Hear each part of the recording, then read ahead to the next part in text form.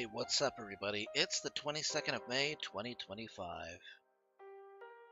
And I got some Skyrim to play for you guys, but I thought I'd start things off a little bit differently. I want to get into a bit of into a system, kind of like a schedule, of sorts, where I start things off with things that don't have to necessarily have to do with the game or the stream, more like upcoming announcements and things like that.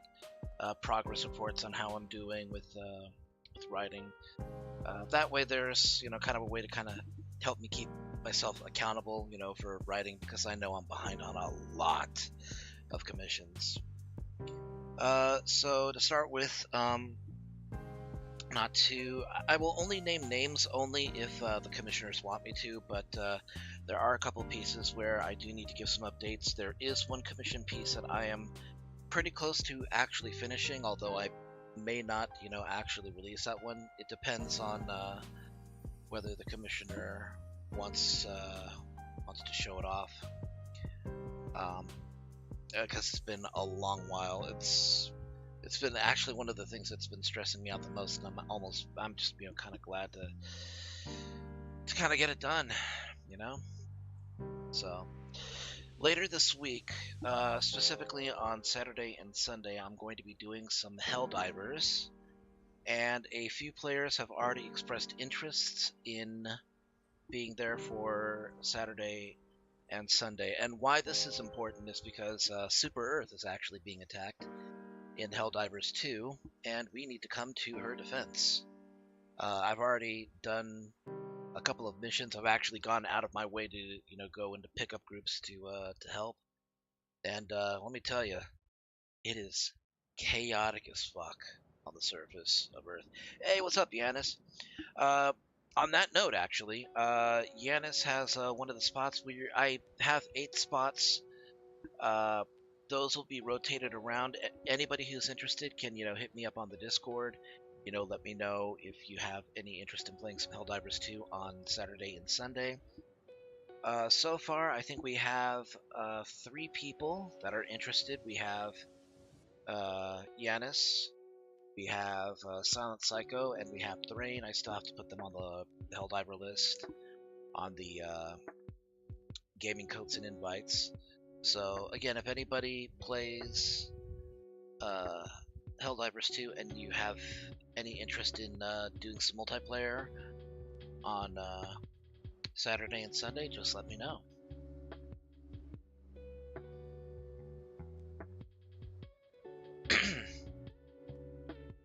Yeah, it's bad down there. It's real bad. The blitzes in particular are kind of difficult, especially with the mass vote lists. Don't even get me started on them. Let's see. Going into news, George Wendt passed away yesterday, actually, a couple days ago, at age 76. Anybody who doesn't know who George Wendt is, he played Norm on the show Cheers. If anybody actually remembers it, I mean, I was, I don't know. I don't even know if I want to say anything about it. I don't want you guys, catching any sort of hint as to how old I might or might not actually be. But, yeah, it's been like a huge blow. He was in.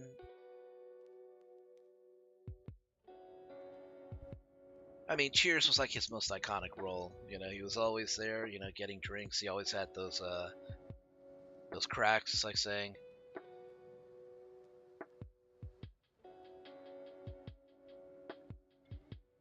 Real like, hey Norm, you drinking? Norm would say, what, this early? What, for beer? No, for asking stupid questions. So.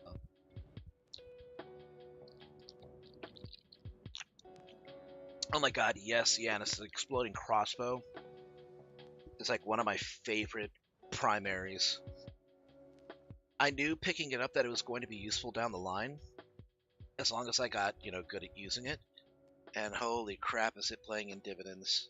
Clears out vote lists really well.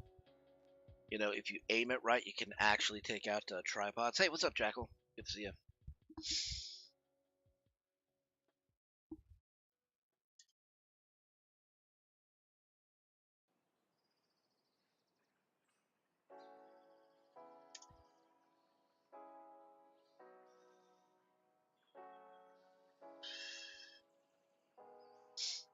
Nobody likes being taken for granted.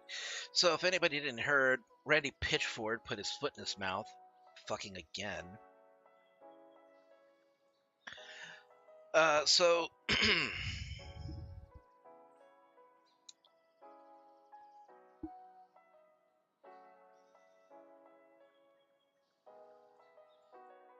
anybody who doesn't know, Randy Pitchford is the CEO of Gearbox Software, the same Gearbox Software that owns Borderlands. And a lot of people were worried that Borderlands 4 was going to be coming to the Nintendo Switch because that means it's going to be one of the many titles that, number one, it's going to be costing $80. Number two, is going to be a game that you don't even own on number three, a console that is being developed by a corporation that has said that they will gladly brick your system if they catch wind of even a hint of you modding or doing something that they don't like. So, anyways, he went ahead and put his foot in his mouth, basically. What happened was somebody saying, hey, Randy, I hope this game's not actually going to be $80. A lot of gamers don't want to pay $80. Nobody wants this. Nobody wants like these price increases. And this is your CEO. Don't you have like any pull on how much it's going to cost when it comes to the publisher? So Randy Pitchford basically said, A, not my call, and B, and this is what pissed off a lot of people, he said, if you're a real fan, you'll find a way to make it happen. My local game store had Starflight for Sega Genesis for $80 in 1991 when I was just out of high school working minimum wage in an ice cream parlor in Peaceville Beach, and I found a way to make it happen.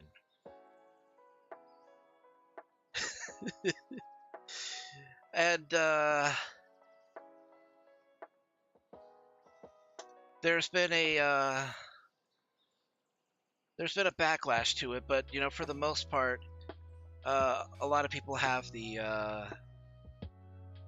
same response. I mean, him basically throwing that, in people's faces. Oh, you'll find a way to make it happen. You'll find a way to do like, for $80, and then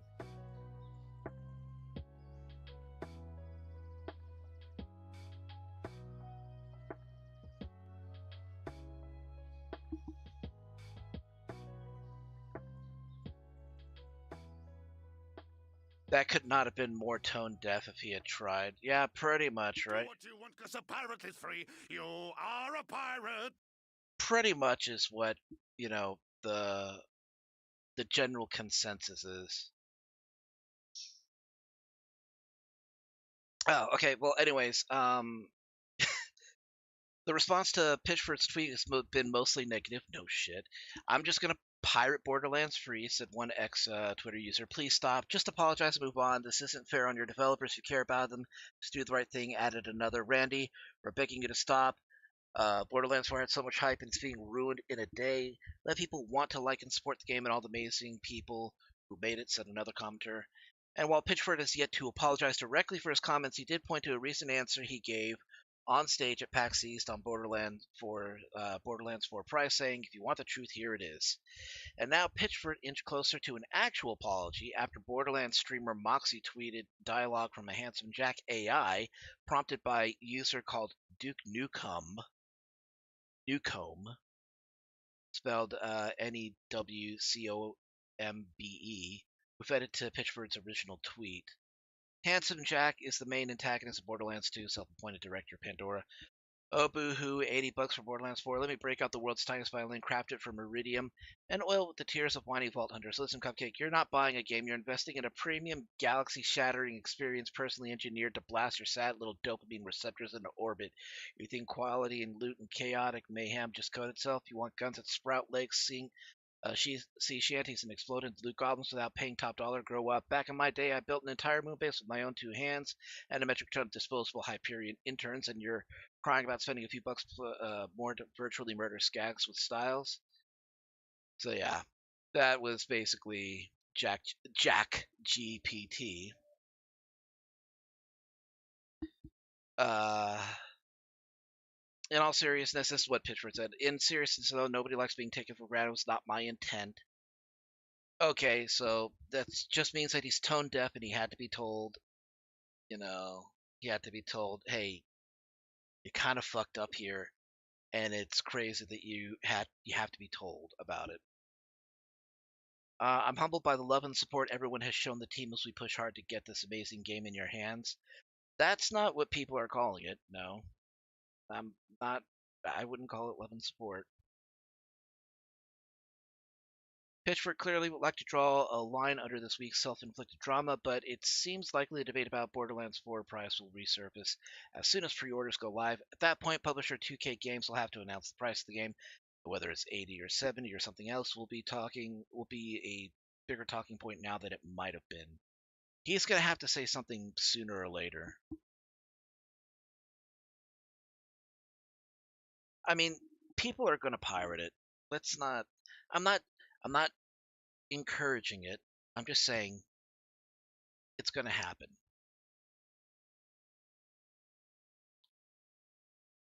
People are going to pirate it because there are pirates. And I'm saying that in the same sense that people are going to get sick because viruses and bacteria exist. It's just a thing that they do.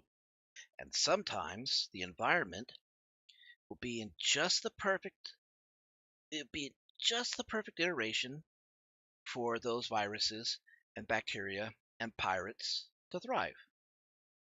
You know, maybe they'll be extra motivated even, you know. Hey, what's up, Terry? Good to see you. So yeah, that was kind of tone deaf, and I'm pretty sure he's gonna pay for it. Sorry you're offended. His best will likely get out of them. Yeah, unfortunately. Gosh, I'm still pissed off about Colonial Marines. Colonial Marines deserve better. There were a lot of ideas that could have been launched if somebody competent had been handling them.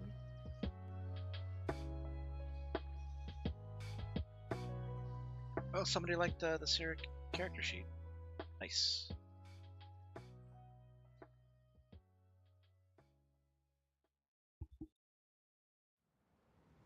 Okay, let's see what else is going on in gaming news. Again, I want to kind of start off streams, doing this. Game Informer. I used to read that. I used to have a subscription through GameStop. Back when I used to do console gaming. Wesley LeBlanc, May 22nd, 2025. At 10:01 a.m. Mario Kart World's just 2 weeks away, launching alongside the Nintendo Switch on June 5th. In the lead up to the game's release, Nintendo released a 4-part interview series with the team behind Mario Kart World, including producer Kosuke Yabuki. In this interview series, Yabuki is asked how many courses there are in the game, to which he responds that there are more than 100. Yabuki explained that because Mario Kart World is designed as an open-world racing game with lots of terrain and more to explore en route between designed racetracks, it's tough to quantify the number of courses. However, if you add up all the possible variations, the number exceeds 100, according to Yabuki. In this game, you don't just race on the courses, the areas between courses are also used for racing, so it's as if there are courses spread out all over the world, and if you were to add up all the possible variations, it would easily exceed 100. I'm going to guess, without reading the rest of the article, and I will read the rest of the article if anybody else is interested, but I'm going to guess, without having to read ahead, that what this means is they can do things like connect 2 separate tracks, or even have an entire medley, where the track is just one giant region, and you basically just do laps around that. Anybody else play SSX3? Where it was the huge mountain and you could stop it, you could launch yourself at the peak and then just ride the entire way down as basically a race. And it stopped when you reached the base of the mountain, or what counted as the base of the mountain. I kind of imagine it's got to be like that, where it can be segmented, between the different portions of the mountains and the separate tracks, or you can just go all in one. Yeah, it's gonna be Skyrim tonight. Don't worry. Honestly, I kind of feel bad because I don't want the Nintendo Switch 2 after everything that I know, but that doesn't mean that I don't want to play Mario Kart World. If you can kind of understand that, it's like that period of time where it's like I don't want to buy a PS4 or a PS5, but I want to play Final Fantasy VII Remake and Rebirth, you know?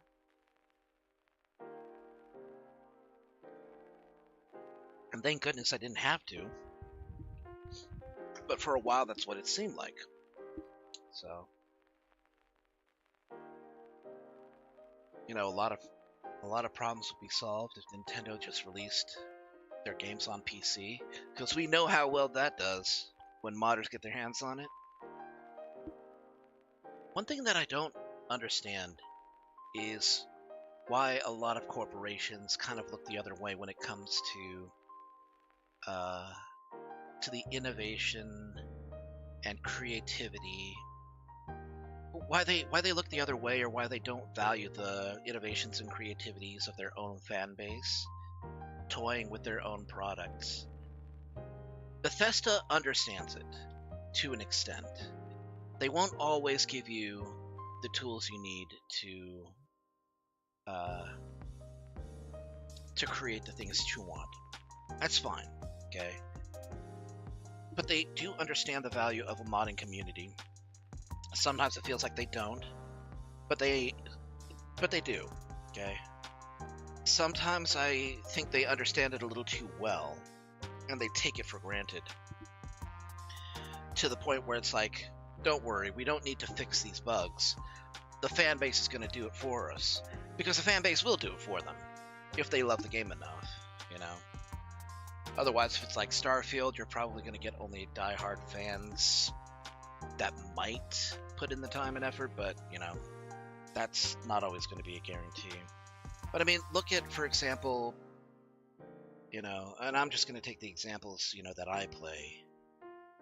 I'm actually going to cite 2 examples. 3 examples, actually. The third example is going to be Final Fantasy VII Rebirth. Remember, how when it was coming to PC, like about a week before it was released, the developers basically added in their announcement, please don't add adult mods to this game. Please. Please, Yamate, please. And it's like, well, obviously people were laughing. It's like, of course we're gonna. It's Tifa and Aerith and Yuffie and Barrett and, and Cloud. Of course we're gonna, do dirty mods with them. How could we not? I mean, they knew. They asked. They said please, which was nice of them. But obviously they knew that it was, it was basically futile. But what did they do in response? They didn't really do much. All they said was please don't. It's not what you want, but you're only encouraging folk by... No, see, here's the thing. It's fair to not want that, but you're only encouraging folk by bringing it up. No, see, here's the thing. I get where you're coming from, but I also kind of think that they knew that it was going to happen, whether or not it, I mean, somebody was going to make it popular. They were just going to... What they tried to do was rip the Band-Aid off quickly. And that doesn't always work. But I have to respect them, just saying, we know that you're probably going to do it, but could you not? If there's any chance we can stop you, could you not? And of course, they knew, of course, what the answer was going to be. A big fat no. But I have to give them props for at least trying. And drawing attention to it because, you know, oh, why the hell not? It's the kind of thing that, you know, simping over Final Fantasy waifus and husbandos is just kind of par for the course. You know? It's just like a fact of life. It's like anytime Disney launches a new movie with, you know, furry protagonist. No, it's like every Disney movie. Anybody hear about the Disney smut book? It's a rumor, but it's like so much of a prevalent rumor that people actually think that it might actually be real. I'm willing to accept that it's probably a thing that's real, but the idea is that anytime you become a Disney animator, here it's an interesting like little story. Okay, so the idea is anytime you become an animator for Disney, this is how the story goes. Okay, this is third hand, so this could be complete bullshit, but I'm willing to believe that it might actually be real to an extent, right? But the idea is that when you become an animator for Disney, it doesn't matter if it's, you know, just a short or a cartoon, or if it's like for a movie, a feature length, you know, film, if it's CGI, it doesn't matter. As long as you're an animator, anything that you draw, even if it's like what you might consider fan art, still belongs to Disney. Okay? Now here's the thing. Artists draw a lot of things. Some of the best animators that you might know for anime, for manga, for Disney, for Warner Brothers, you know, anything that, you know, might have covered like Looney Tunes, you know, or DC Comics, like Bruce Timm. I mean, I don't even really need to touch on Bruce Timm. We've all seen like classic Bruce Timm, you know, Cheesecake and whatnot. They draw all sorts of things. Now the idea is, those animators, if they should happen to draw something that is inappropriate while they are in the employ of Disney, Disney has to, and if Disney should, you know, happen to catch on to it, which they inevitably do, because they keep a close eye on their animators, supposedly, Disney has to confiscate that, but they can't destroy it, because it is intellectual property, and if somebody were to, you know, try to make bank on it after they leave, you know, it's like, was it fair use? Is it parody? No, we keep it in a book that we keep secret, and if it should ever become pertinent, you know, we put the book forward. Of course, they're not going to put the book forward, you know, and actually show that. I mean, what would it do to their stocks? It would cause their stocks to raise, you know. It would like crash the economy because, you know, now you have an entirely different demographic, you know, clamoring for, hey, we want Snow White and the Seven Dwarves, like all the Seven Dwarves. No, we don't want the old feature length film.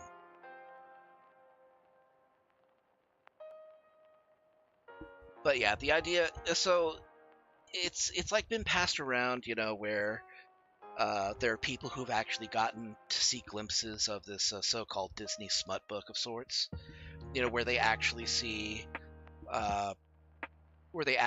adult illustrations of Disney characters that are legally supposed to be copyrighted, so and they have to keep a hold of it. But again, it's like mostly like a prevalent rumor where enough people have said, yeah, I've seen it before, and that shit is weird, and it's funny as hell. So, anyways, well, how did we get onto this? Anyways, look, okay, so I brought up Final Fantasy VII Rebirth as one example, you know, where there are plenty of people who brought up, you know, their, you know, creativity, you know, to to bring up mods. Yes, they said, don't do adult mods, and stuff like that. But yes, that was, a core thing that, a lot of fans of the series wanted to bring up. But you know what they also did? They also brought in stability, bug fixes and, that sort of stuff. There's a mod out there that actually takes away the hit stun so that the combat feels a lot smoother. Now, I personally don't mind the hit stun in Final Fantasy VII Rebirth, but I get where a lot of people are coming from, where it's like, I can't stand it. I don't like, the impact, feel of hit stun, so, just remove it. I get it, makes it feel smoother, you know. The second, instance I was going to bring up was Jedi Academy, actually. That's like one of the easiest games to actually mod. I was actually able to do a couple of mods myself, not like any, character creation, mods or anything like that. I just did like some music replacers. Never uploaded them because obviously they were copyrighted tracks, but it's a thing that you can do. People were making levels left and right, adding them onto multiplayer servers. They were like completely replacing the weapons, even with like, turning it from Star Wars into like into Arma almost. It was crazy. In fact, the big thing that you saw a lot in Jedi Academy was the use of Halo characters and the Matrix characters and music as well, even if it didn't seem like it fit, but But LucasArts did not at any point, tell them to cease and desist. They still haven't, told them. There's still a modding community around Jedi Academy, and more power to them. People get to do that. Put their favorite characters in, and they get to have a blast. A third, example is actually Tears of the Kingdom, and I guess the Wolflink mod. It's like the one that I love, that I love the most. Just the fact that somebody went out of their way to model an anthropomorphic Wolflink and insert that character into the game, and it works as well as it does. I don't think a lot of companies, Nintendo certainly doesn't, I don't think a lot of companies understand what their community of fans can do for them if they would just allow them to do it. How much life could be breathed, could be reinjected into these sometimes dying games.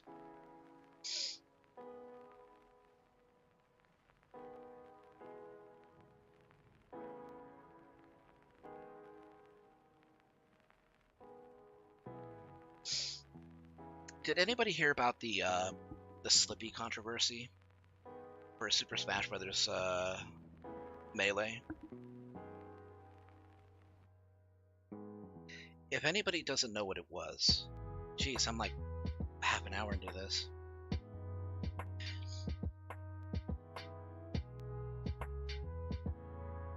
So anybody who doesn't, know, Slippy is the name, of course, of a frog character in Star Fox 64, but in this context, Slippy was a fan-created project which enabled online connectivity for Super Smash Bros. Melee by using the Dolphin emulator, which is for the GameCube, and it actually incorporated rollback netcode. Rollback netcode is one of the more popular forms. It's actually one of the most popular form of online connectivity for fighting games. It's kind of complicated. Well, it's not really that complicated to explain, but it would take time to explain what it does. Basically, it just makes it so that it has a smoother it's a smoother experience than peer-to-peer, connections. But rollback netcode was like one of those things that was great in the games that it was introduced, could be a massive disappointment in some of the games that introduced them because they didn't implement it correctly, or you know their you know their connections were just so bad that they couldn't really handle it. But there has always been kind of like an industry pushback against rollback netcode up until like a couple of years ago. There were, there were there was pushback to the point where there was like, even legal action being threatened against some modders that wanted to implement it into certain games. Like there was, I think Street Fighter V had like an instance where somebody realized you can do, rollback netcode and it'll work, but Capcom said no, don't do that shit. It wasn't until like a couple of years ago, I think, that Dragon Ball Fighters was allowed to do rollback net. They implemented rollback netcode. The game, improved massively.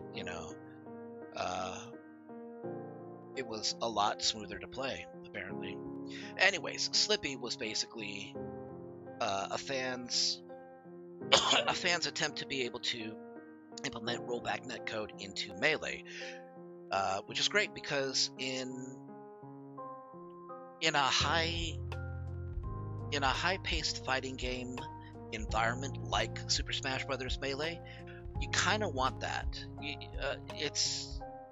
The game is too fast for a peer-to-peer network to be a reliable source of online connectivity, right?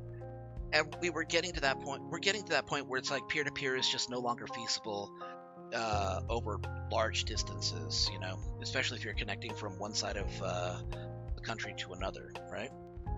So anyways, they wanted to implement it into tournament play, okay? The emulation itself is not legal, okay?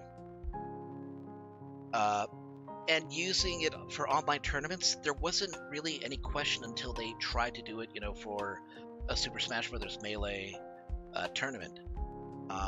When they tried to do it, Nintendo stepped in and basically said, no, you can't do that shit. And if you try, we'll sue your ass, basically. So Nintendo basically, they issued a cease and desist to tournament organizers, including the Big House, which was, one of the biggest organizers, for using emulators and mods like Slippy to host online Melee tournaments. And that pissed off a lot of players because even today, like over 20 years later, Super Smash Bros. Melee is still one of the most popular Smash games ever. I mean, Ultimate is, arguably more balanced. Actually, I would say it's, far more balanced. But that doesn't mean that people still don't like Melee. They still love it. They would love to be able to play it. But we're getting to that point where it's no longer feasible to hold tournaments with Melee. And it comes down to hardware. Actually, two things: hardware longevity and community connectivity. Okay. So, like I said, community connectivity. I mean, we're getting to that point where we can do just about anything online. We can organize huge tournaments if we have a stable enough internet connection. Peer-to-peer is not great for games like Super Smash Bros. Melee. They have peer-to-peer for Super Smash Bros. Ultimate. It's not great. People even today, still complain about, connections. Even I, complain about connections because it's not great. It'll hiccup every now and again. And nobody wants that in a tournament scene where, it's like those few precious frames that could be, the tipping point between victory and defeat, between two players, right? So having a mod like Slippy was a huge thing because it meant that tournament play was more consistent. You didn't have as many drops. It was comfortable, especially since this happened in, I want to say it was like 2020, right? And that was like coming out of COVID.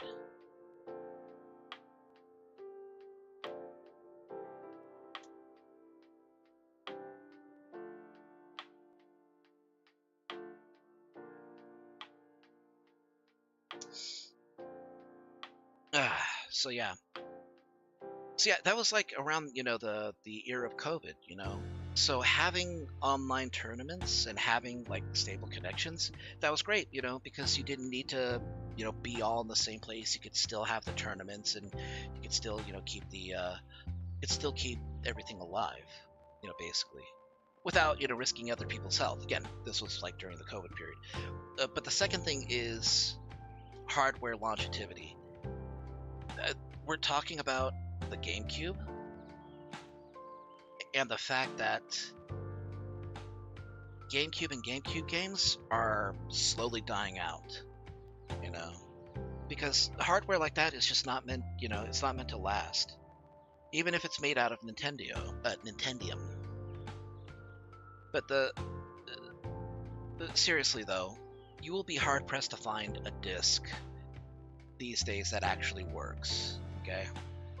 For a decent price. You're gonna have to pay out the nose if you want to find that, that kind of disc. It's not gonna be like, you're not gonna have to put a second mortgage on your house or anything like that, but you're gonna have to shell out, some cash, okay?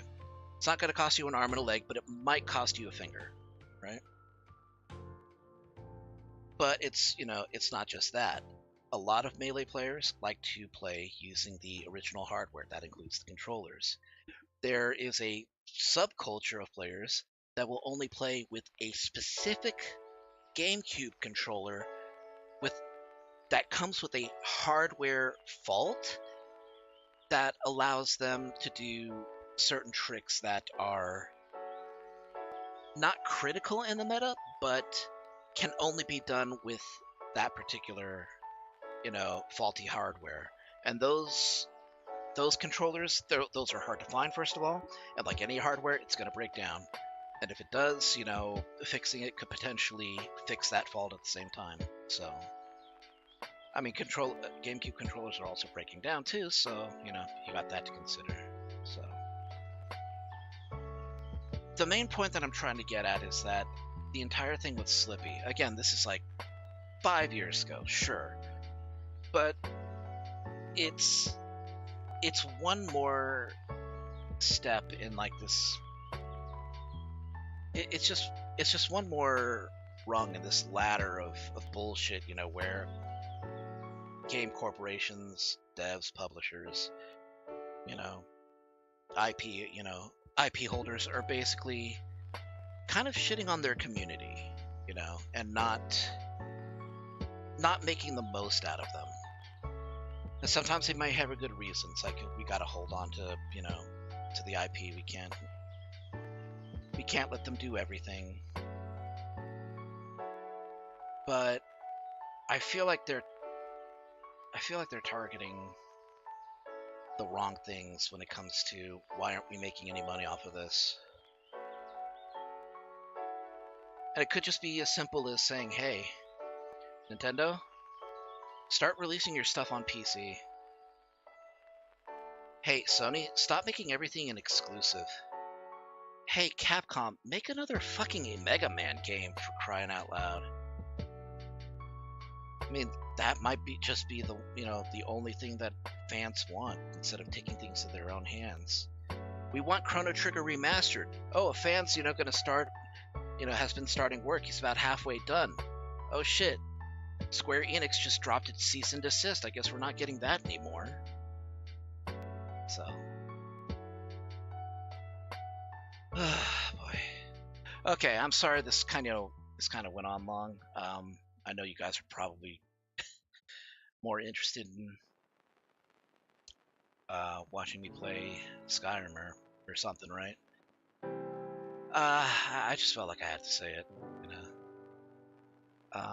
If there's anything that you need to blame for like this tangent that I've been going on, I'm not being sponsored or anything, but I'm pretty sure you can blame this watermelon Rockstar Punched. It's got taurine and caffeine, and anytime I'm on taurine, I get really chatty. So that could be all it really is.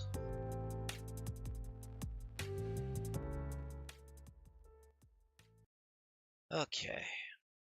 So I hope you guys have been having a good day. Had a pretty decent day. I went to sleep early well, okay, maybe that's a lie. No, it's not really a lie. I went to sleep relatively early. Uh, if you count like 3 o'clock in the morning early, it's early enough for me. So got to watch an artist that I commissioned work on my piece. That was cool. Okay, looks like we're compiling shaders. That's pretty great.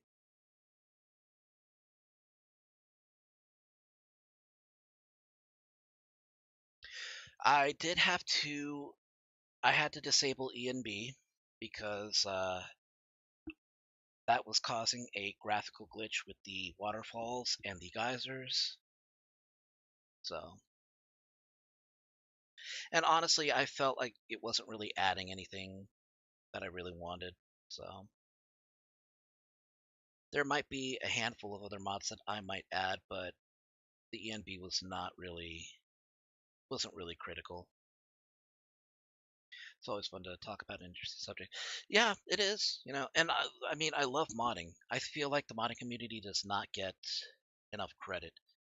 Uh, at the same time, though, the modding community can be kind of the modding community can have its divas in it.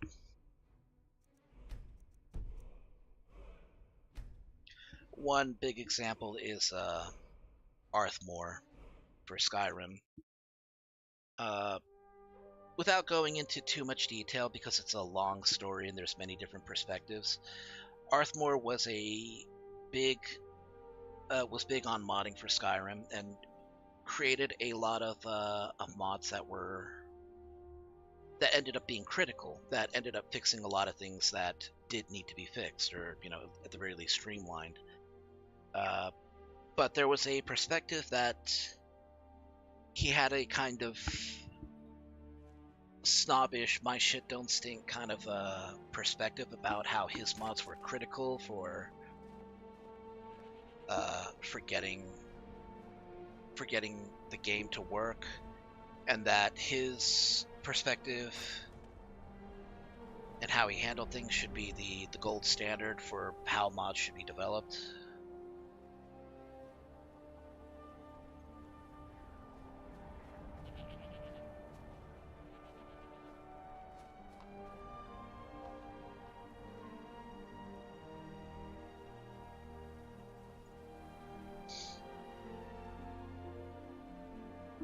So there's been kind of like a growing resentment and pushback against Arthmore's mods, especially the ones that aren't being maintained.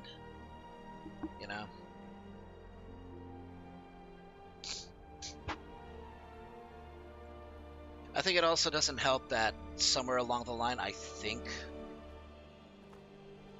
don't know if it was Arthmore, it might have been another modder, but some of them can be very vocal about their political opinions. Like, that's the last thing that we want. Oh, shit. No, go away.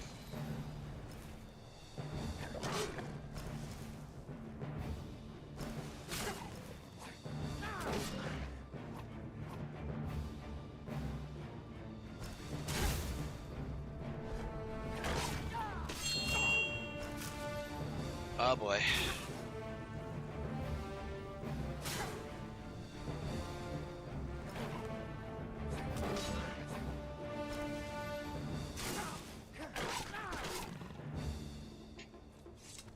Alright, well, I'm not going anywhere fast until my leg is healed.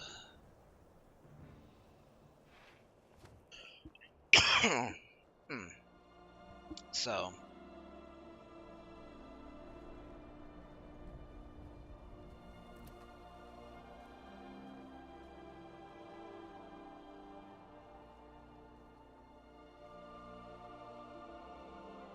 anyways, those particular controversies are the kinds that I don't want to mention on stream because everybody has an opinion about it, and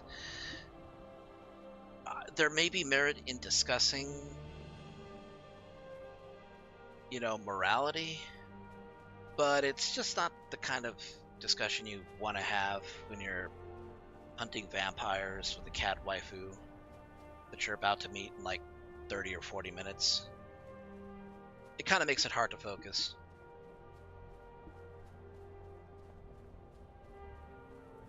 So, where we last left off this hero, we became a full-fledged member of the Circle of the Companions, and we took in the blood of the companions, so we are not just a werewolf, but a werewolf bound by the cursed blood that binds them all. Skjor is dead, unfortunately, and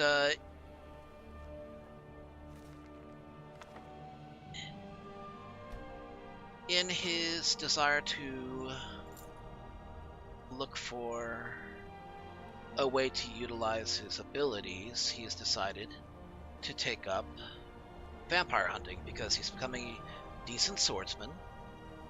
He has become decent with his brand of magic, and he's also a werewolf, and werewolves do not easily catch diseases and cannot turn into vampires. So these are all factors that make him an ideal candidate for the Dawn Guard. And once we joined the Dawn Guard, we were told, okay, go up to Dim Hollow Crypt. There's supposed to be a member of the former vigilance of Stendar that was excavating the cave. And it seems like the vampires might have had an interest in it, so we want you to check it out. And Brother Tolan of the former vigilance of Stendar decided to run ahead so that he could help me out. And that is where we start.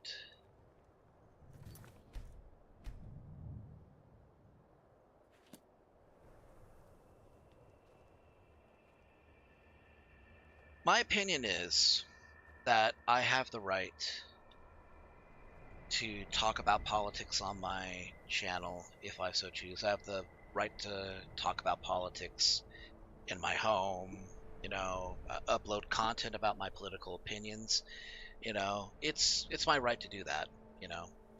It's my choice not to, because first of all, my political opinions are based only on my perspective, and I will be the first to admit that my perspective could be warped, okay? And number two, I give less a shit about talking about politics while I'm gaming and more of a shit about talking about video games while I'm playing video games.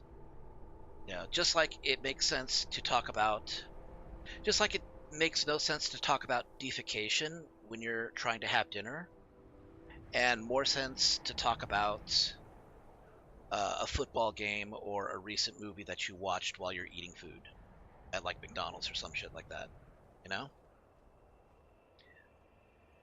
You can have a discussion, and it's not wrong. It's just not what you would call an effective forum,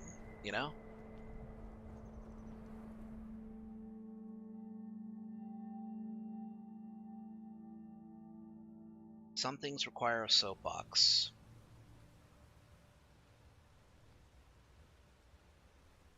Others require a library where you have to be very quiet about it, or else you'll piss off the librarian. Speaking of quiet.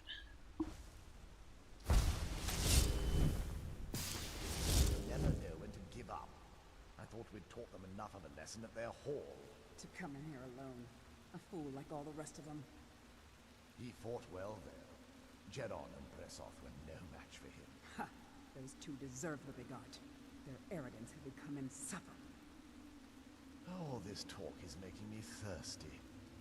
Perhaps another vigilant will wander in soon. I wish Loki would have hurried up. I had half a mind to return to the castle and tell Harkon what a fool he's entrusted this mission to. I have half a mind to tell Lokil of your disloyalty. You wouldn't dare. Now shut up and keep on watch. Harkon. Okay, we have some names. And some vampires to kill.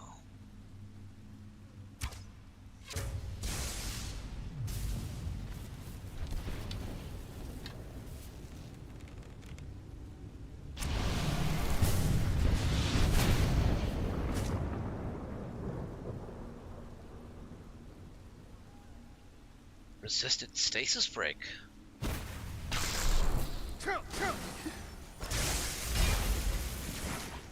Ow! The fuck?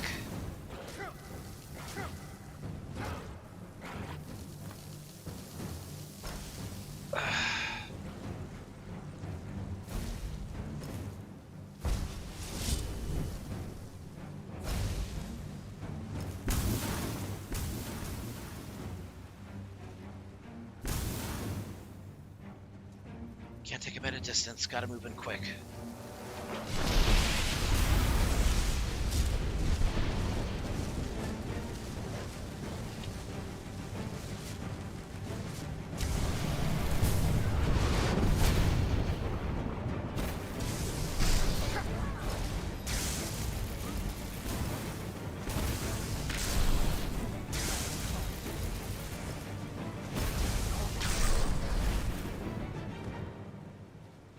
Huh?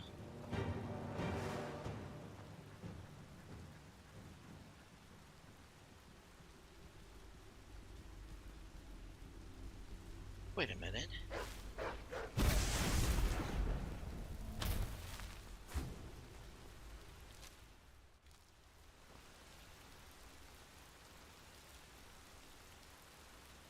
What?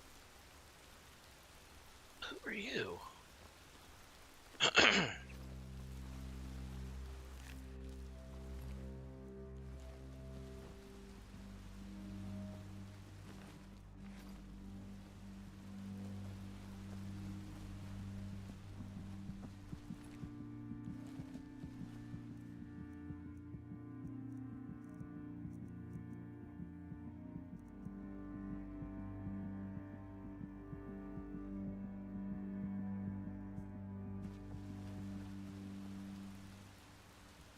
I think I accidentally killed a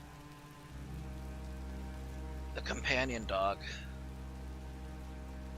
Oh, would have been nice.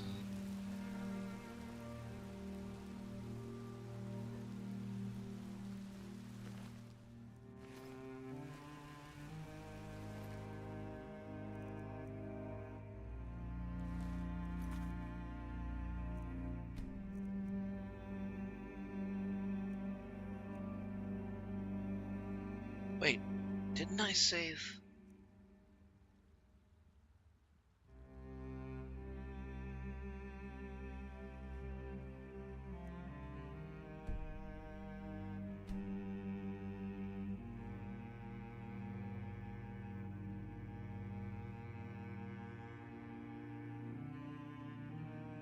Am I losing my mind?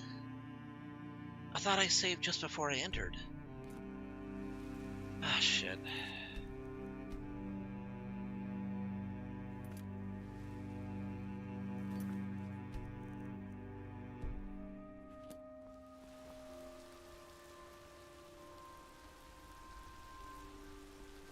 Hey, Solid. It's good to see you.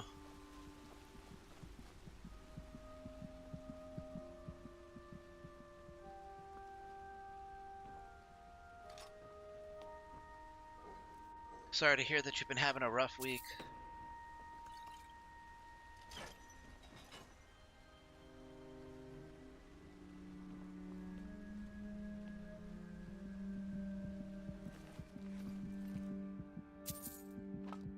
I did want to say, though, I'm gonna try to have an update for you tonight. I just need to do a little bit of extra editing for some spelling issues.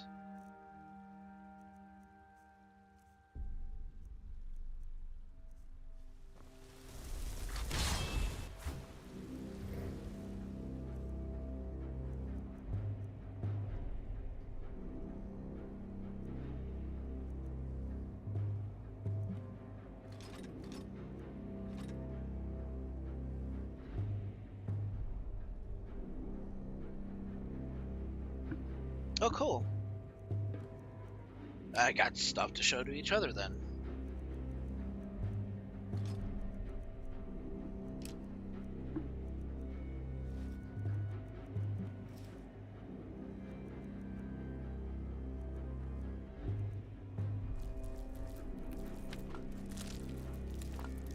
Oh, cool. Yeah, I know you've been wanting me to take a look.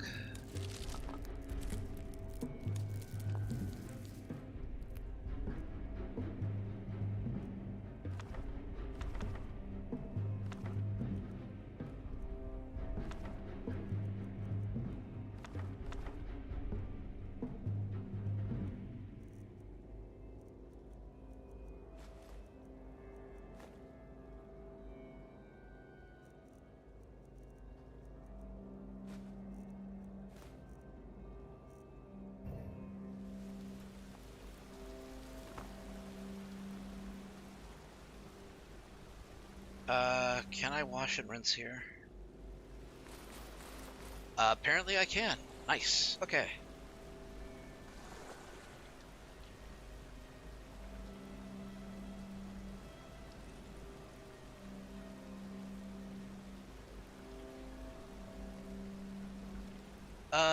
Yeah, just bear in mind it's going to take me a little while to take a look at it.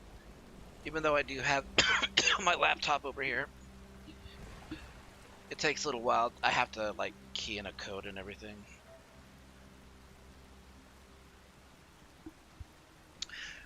Oh, here's a interesting bit of a legal trick, by the way, if you weren't aware. If the police ever get your phone, like, if they ever arrest you and they want to, like, get into your phone for whatever reason,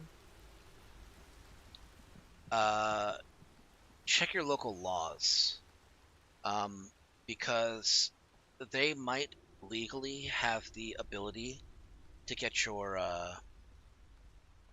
biometrics, your thumbprints, basically, or facial recognition, in order to unlock your phone, you know, to see what's inside. Okay.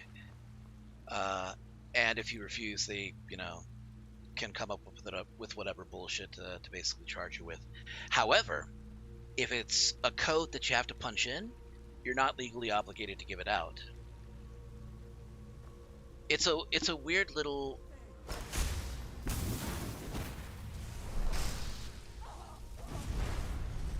It's kind of weird, but that's just, it's an interesting, you know, facet about some laws.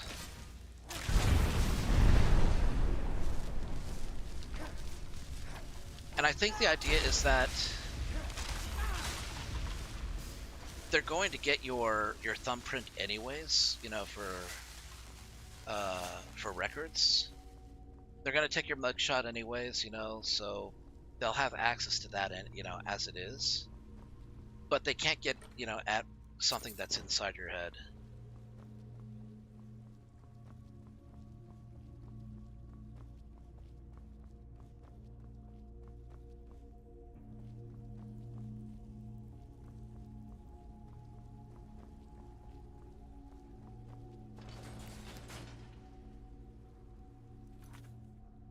Is that you? Oh no, that's something else entirely. Wow. I kind of like that.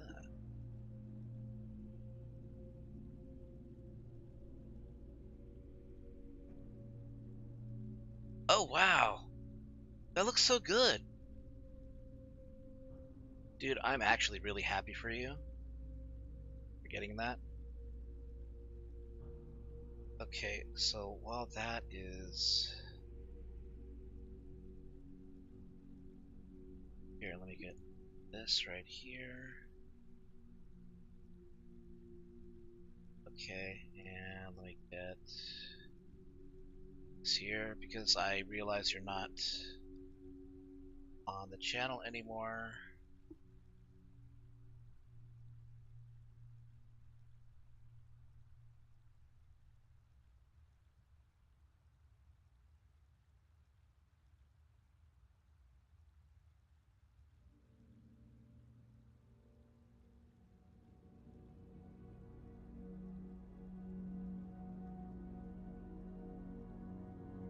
Okay, there we go. Yeah, she looks amazing. She's adorable. I'm really happy that you got an update on that.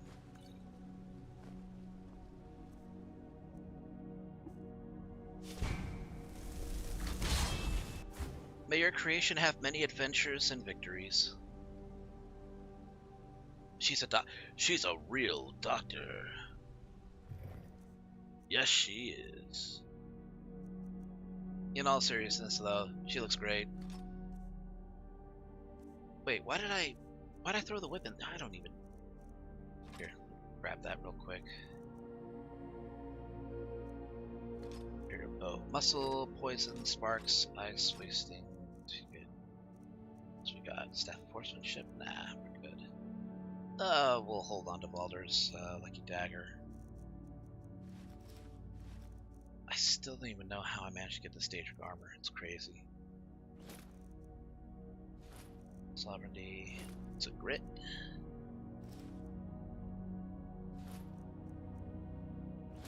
Muffle. Backstab. Talmor robes.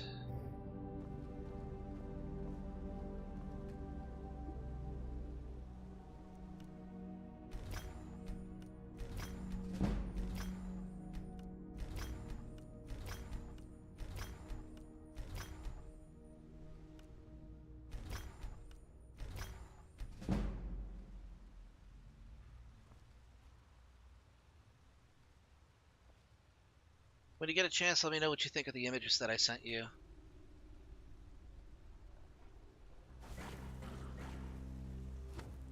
Where are you going? Oh, shit.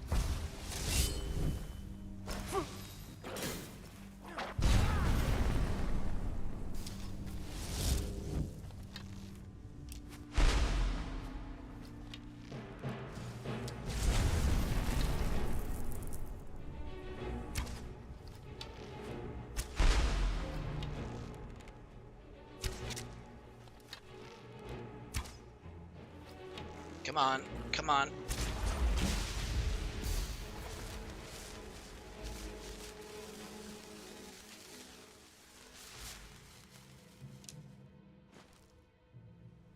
It is, it is.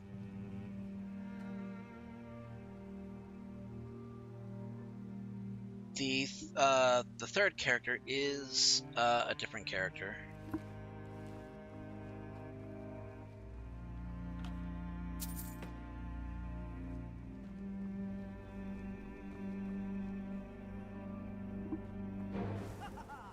Uh-oh.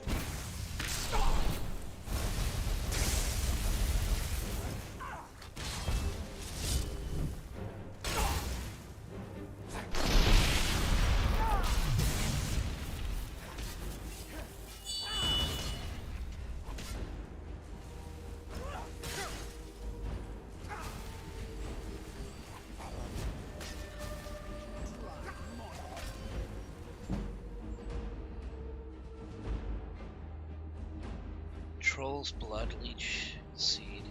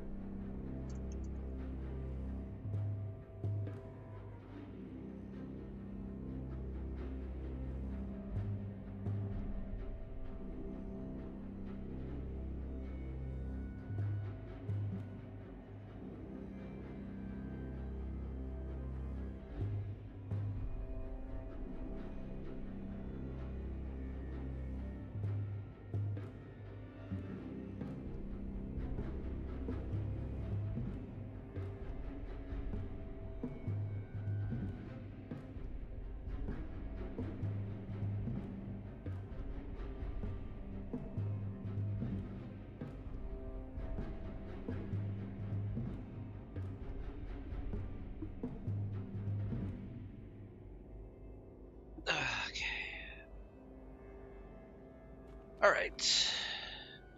Okay, looks like nobody else woke up.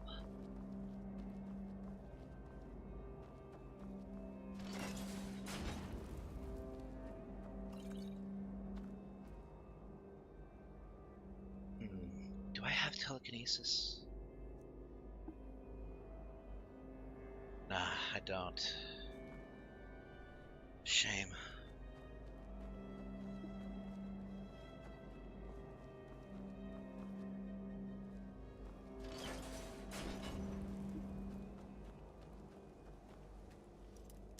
Oh wait, I have latch crack.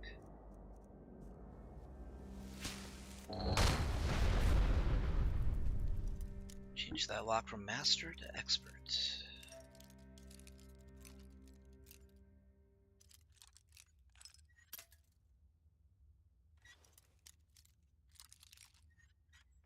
There we go.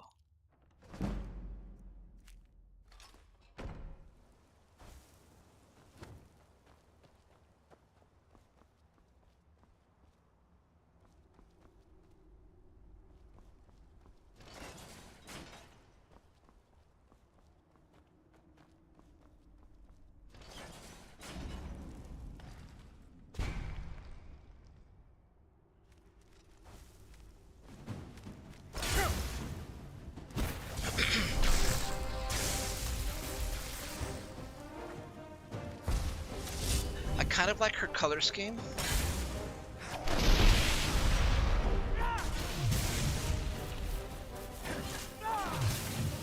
It fits well with the rest of her appearance, like her hairstyle.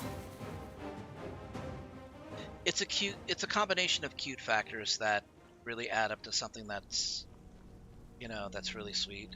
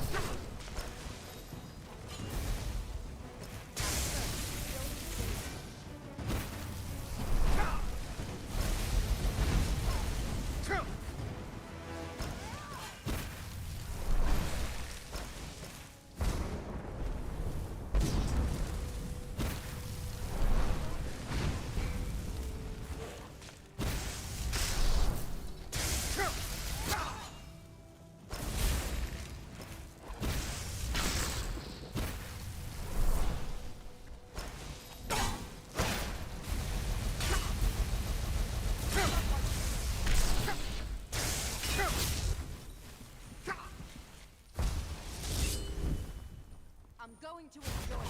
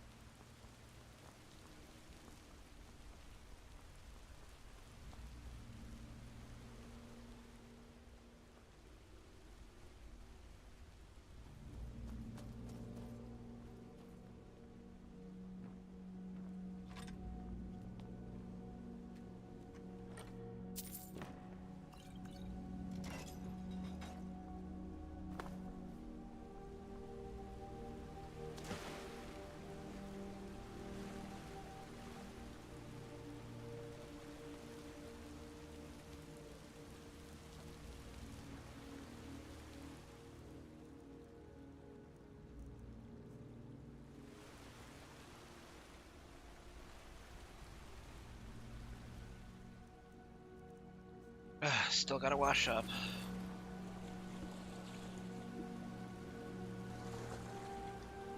Now that the door's open, I can save. Not have to backtrack and reopen it again. I'm not yawning, but I am stretching. Just feeling a little stiff.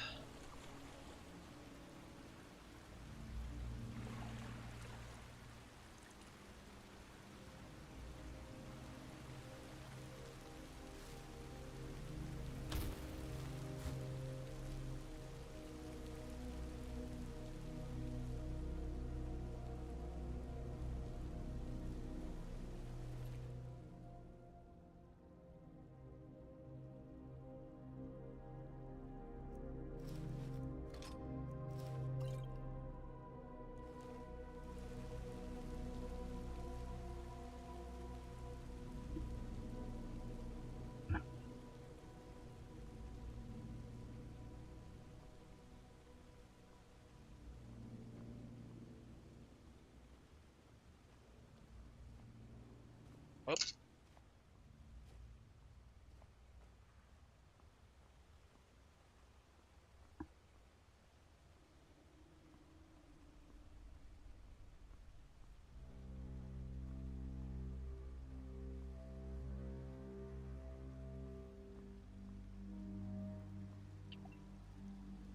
Oh wait, let me take a look.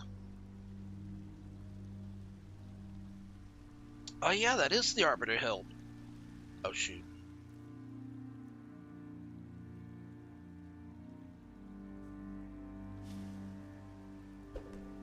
Oh.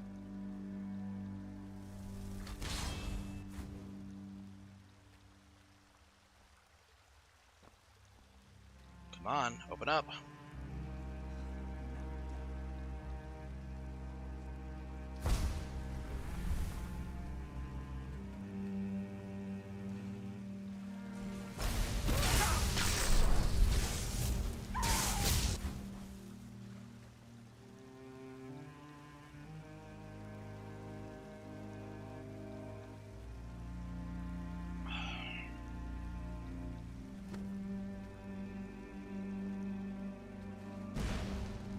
Damn it.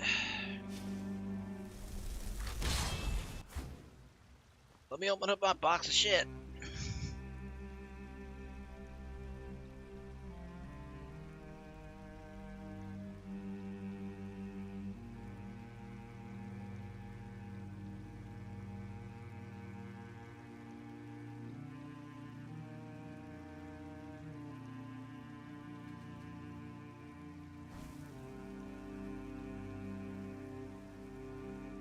That's not open up for me.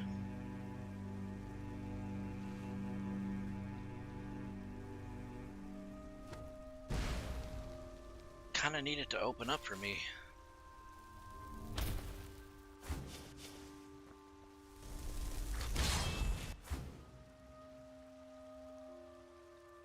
There we go.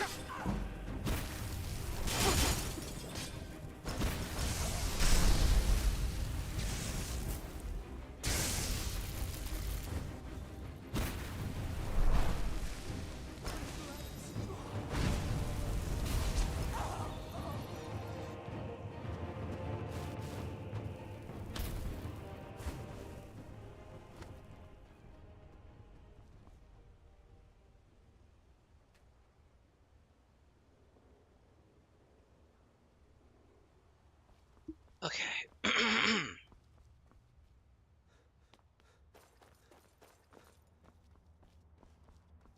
That's cool, though. A collaborative character.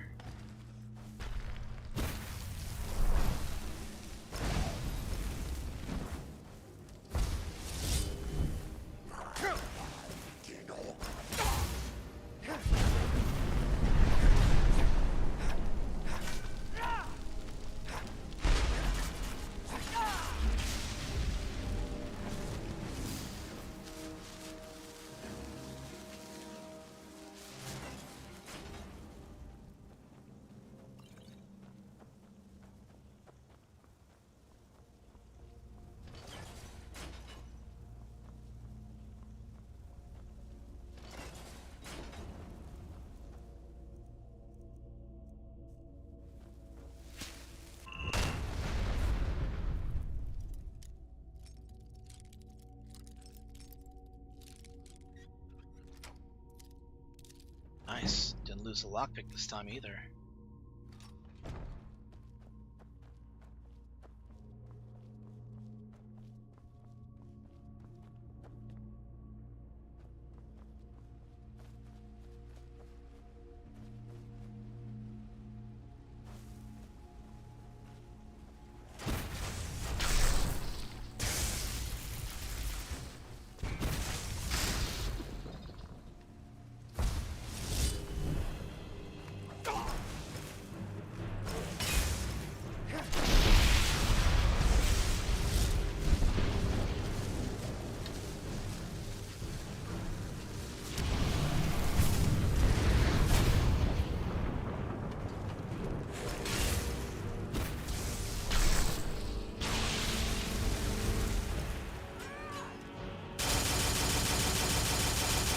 God damn it.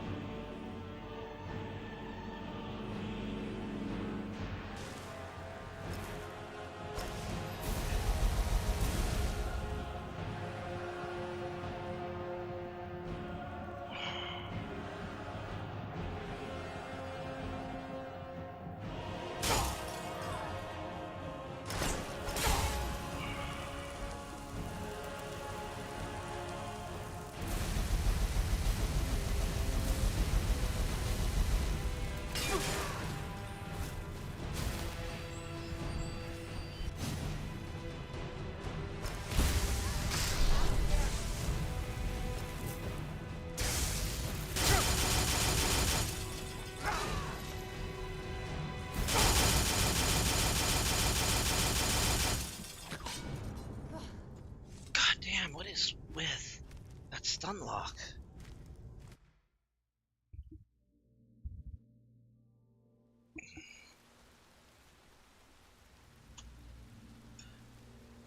Could you excuse me for just one moment? I need to check something.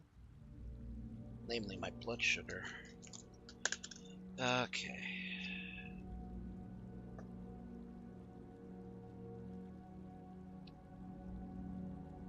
Let's see if I remember how to do this.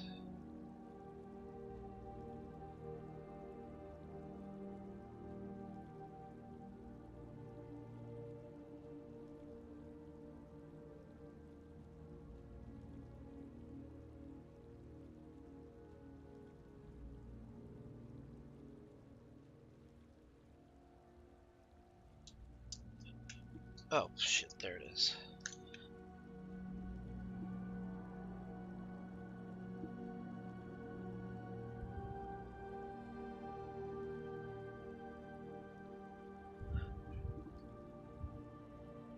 Oh, okay.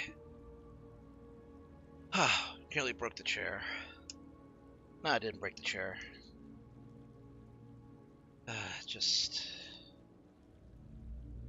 Oh, so there... That's where that was.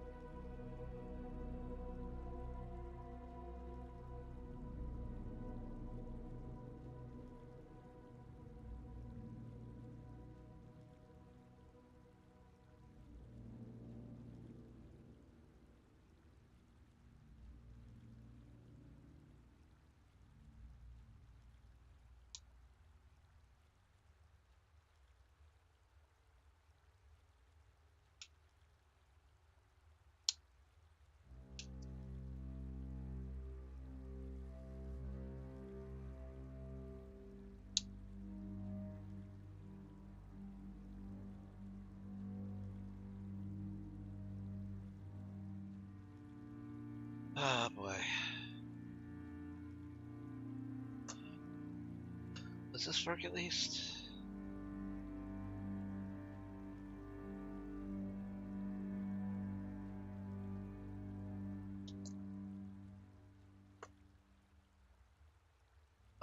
Yeah, but I'm gonna need the...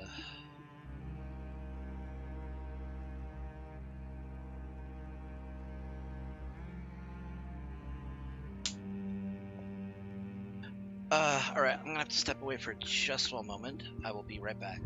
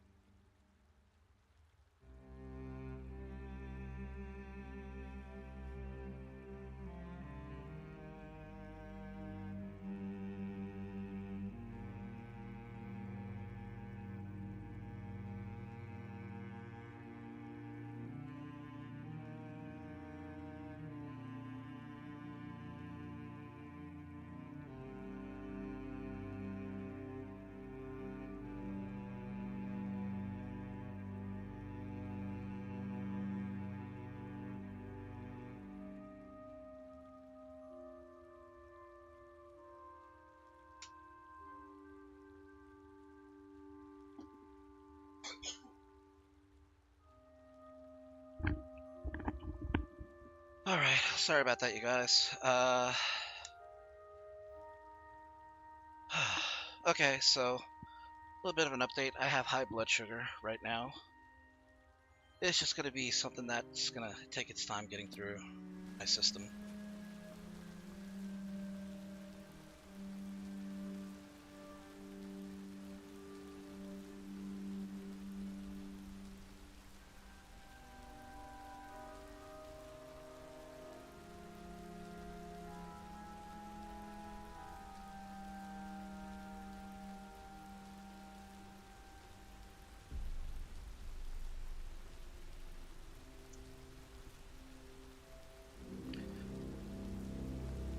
Sorry that took a little while, everybody, but I had to test my blood sugar just to be sure.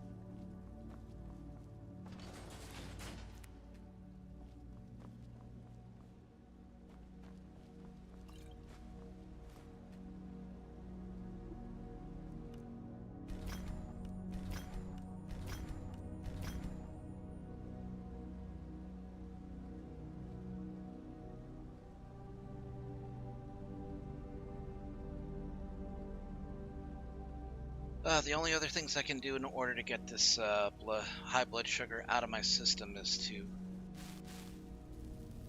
do a little bit of an activity and hydrate myself so it passes from my system.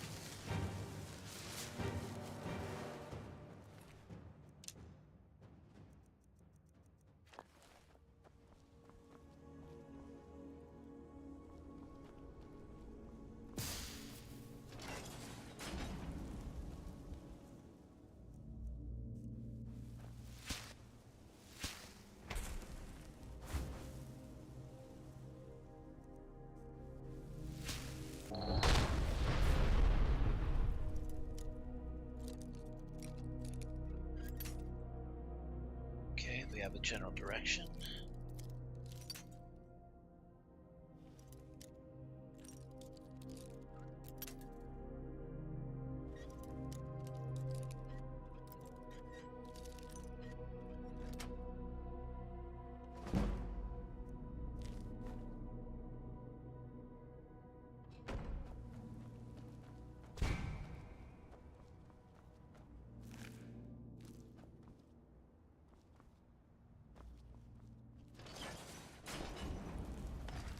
Uh-oh. Reshape. Uh-oh.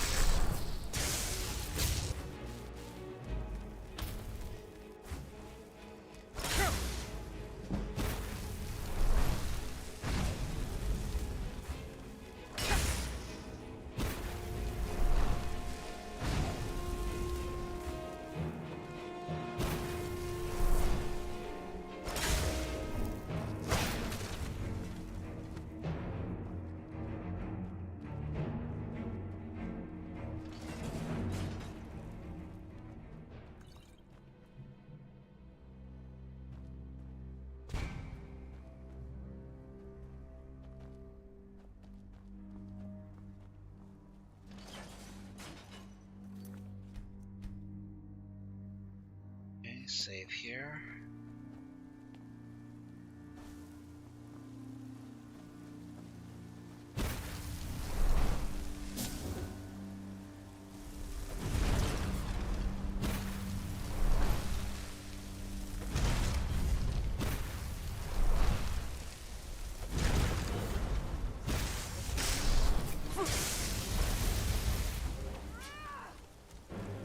Oh, crap.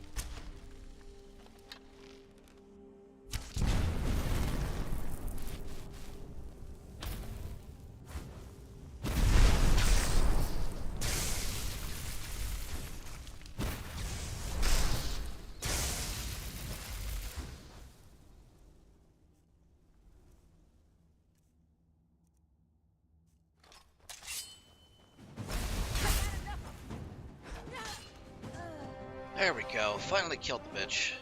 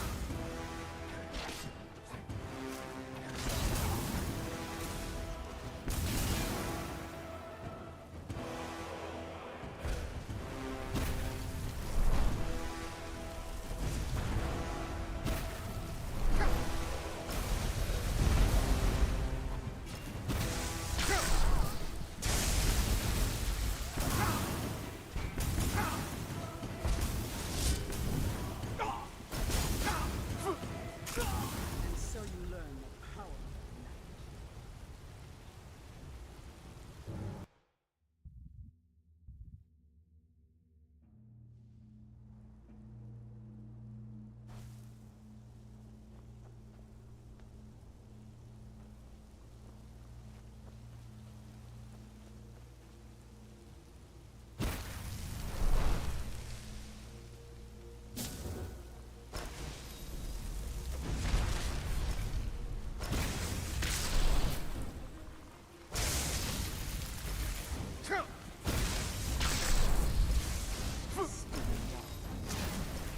You can resist my charms. What's the harm in just one?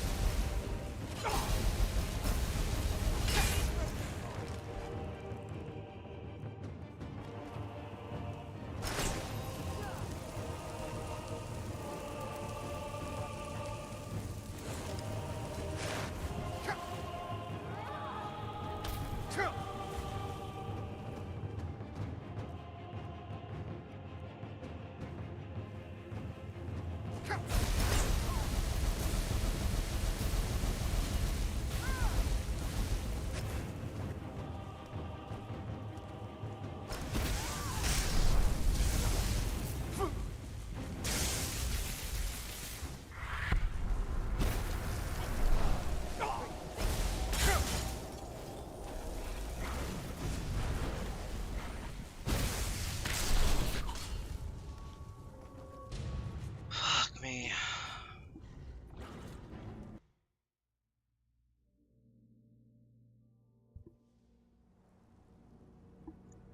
Well, sweating's starting to recede, so that's good.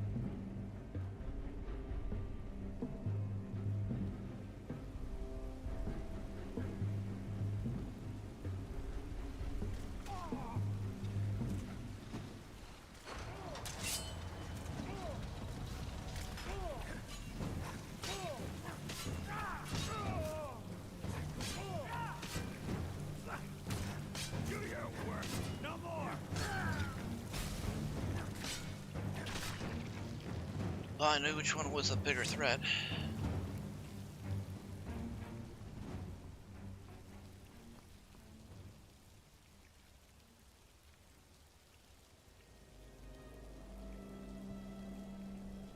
One.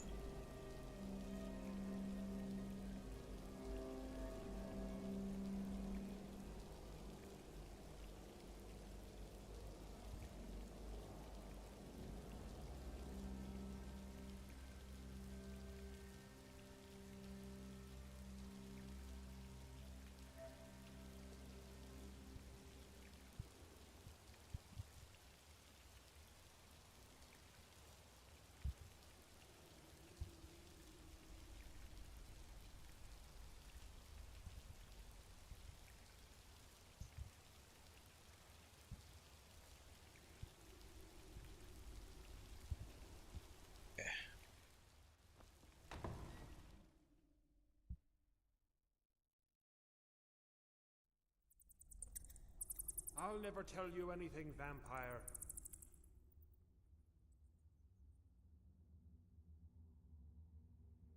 My oath to Stendar is stronger than any suffering you can inflict on me. I believe you, Vigil.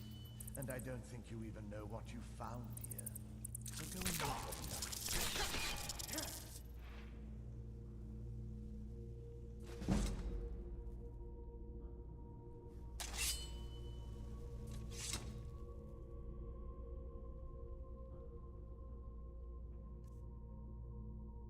They already know I'm up here.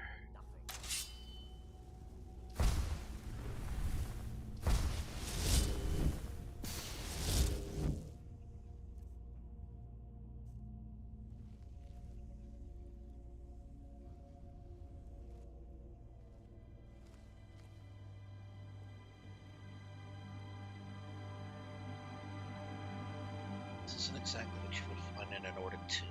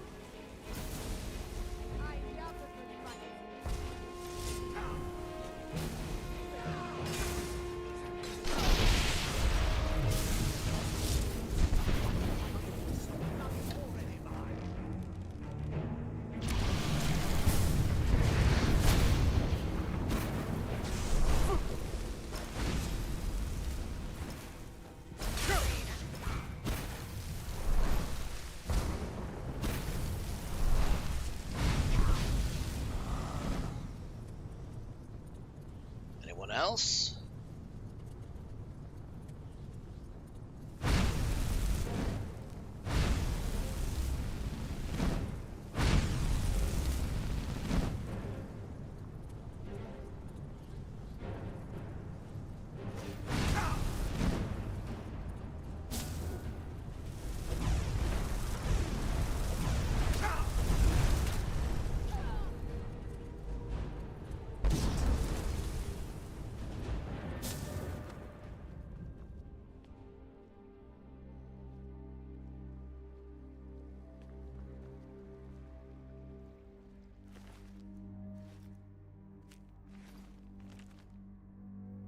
Notes on Dim Hollow Crypt, Volume 3 is written by Adelbald. Divines be praised. Here at last is the breakthrough I've been seeking.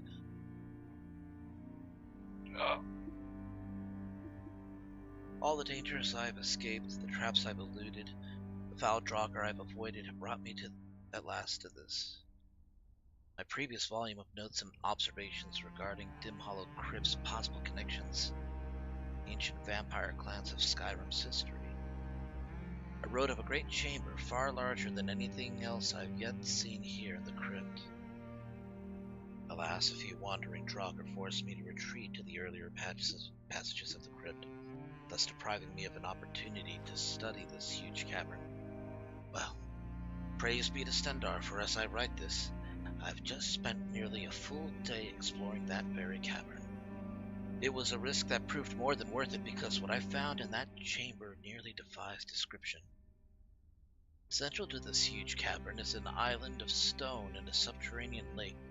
Upon this island is something I can only describe as an elaborate ceremonial construction surrounded by stone columns linked by arches. There is no mistaking the stark contrast in architecture here. No ancient Nords made this stonework.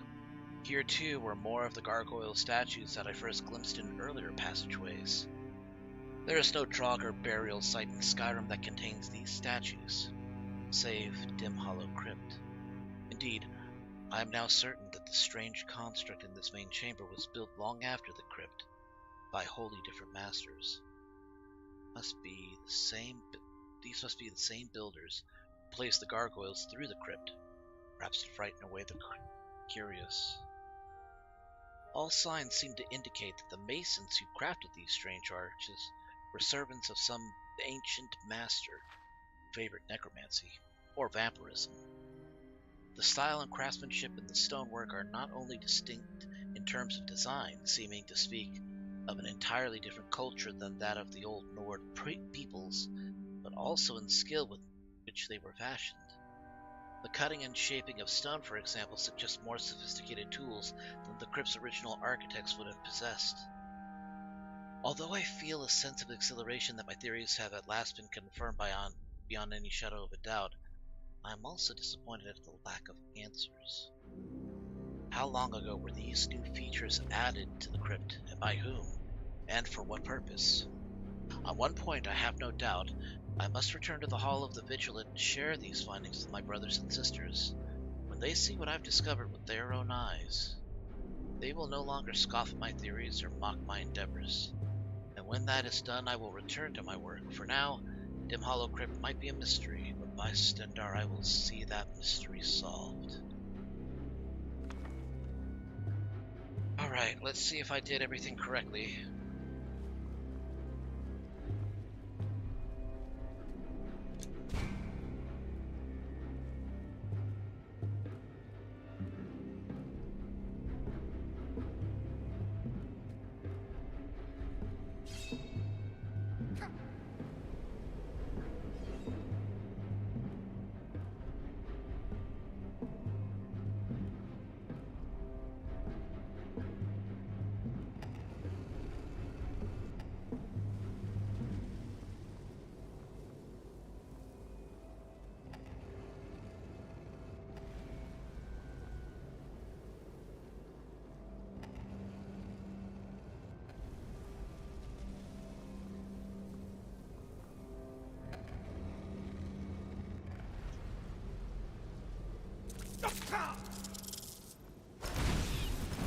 Not very impressive.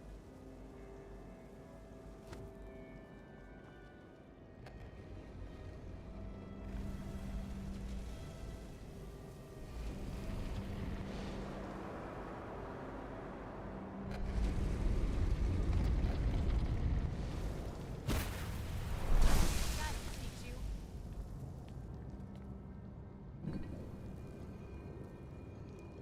Oh, it worked.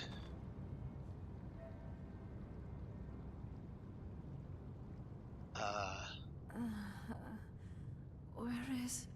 Who sent you here? Who were you expecting? I was expecting someone like me, at least. Are you a... Vampire, yes. Okay, so why were you locked away like this? That's complicated, and I'm not totally sure if I can trust you. But if you want to know the whole story, help me get back to my family's home. Alright. Where do you need to go? My family used to live on an island to the west of Solitude. I would guess they still do. By the way, my name is Serana. Good to meet you.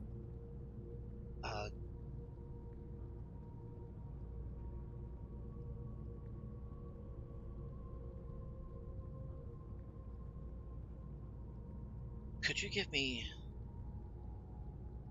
a few moments? Need to process this.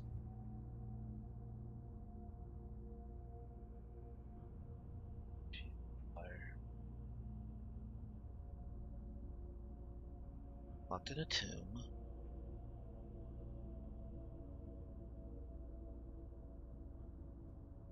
She doesn't bite me. She wants to go home.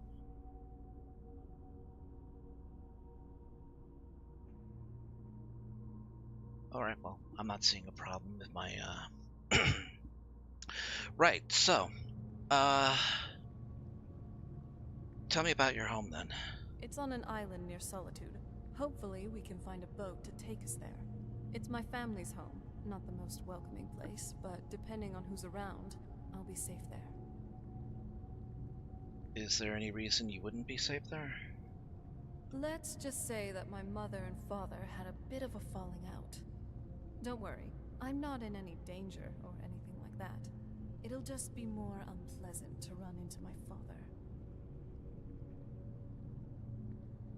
Is that by any chance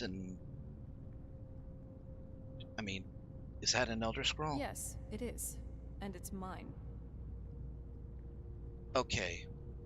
You know I have to ask, why do you have an Elder Scroll? It's complicated. I can't really talk about it. I'm sorry.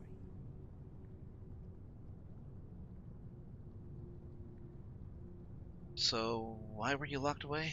I'd rather not get into that with you, if that's all right. I'm sorry. It's not that. It's just that I don't know who I can trust just yet. Let's get to my home, and I'll have a better sense of where we all stand.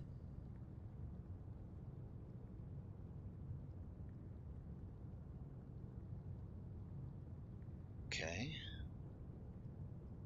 Any idea how to get out of here? Your guess is as good as mine. This place looks pretty different from when I was locked away. Alright. Very well.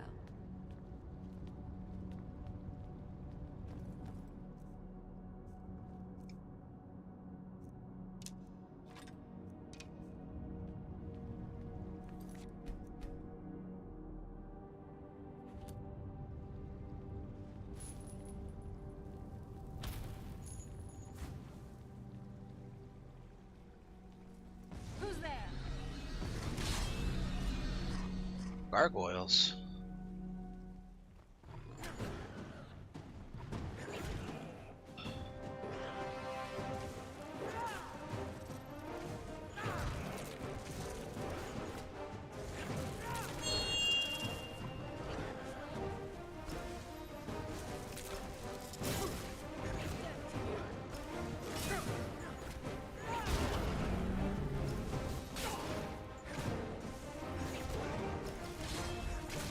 This was too easy.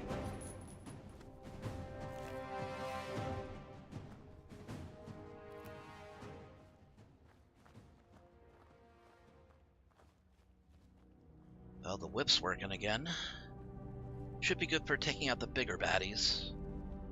Especially if I enchant it for that purpose.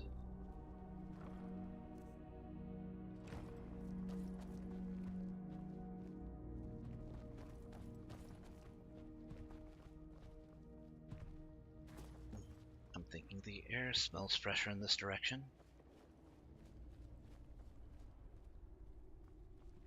Here we are. This feels like the right way. I was starting to worry.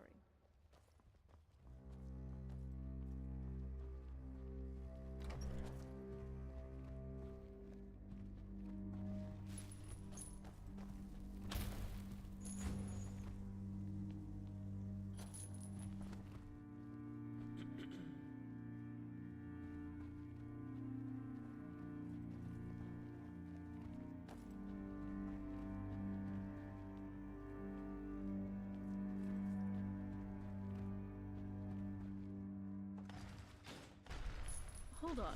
Did you hear something? Oh, no, nothing at all. Must have been your imagination.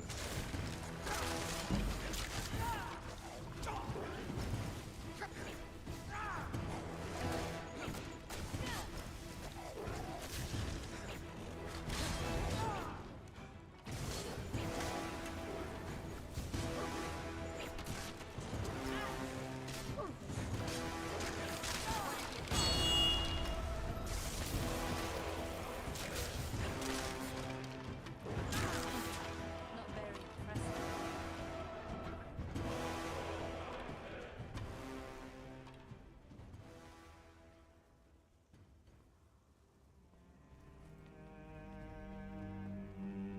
Oh, what have we here? 20 septims.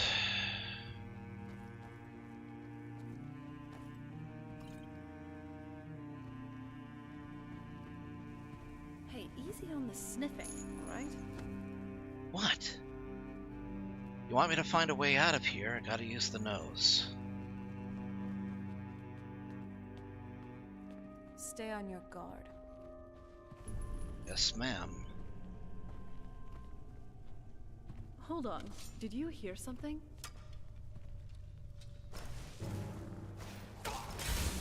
Enough mucking about. Do this.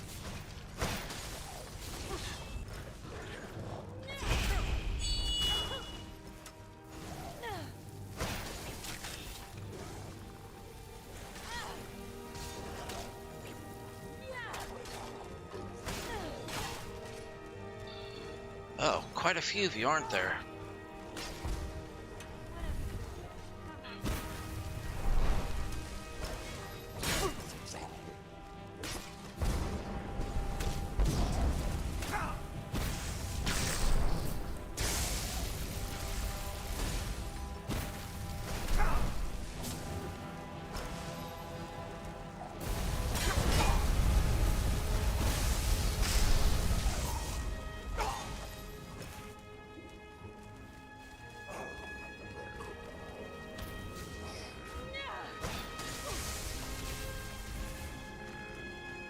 Oh, shit.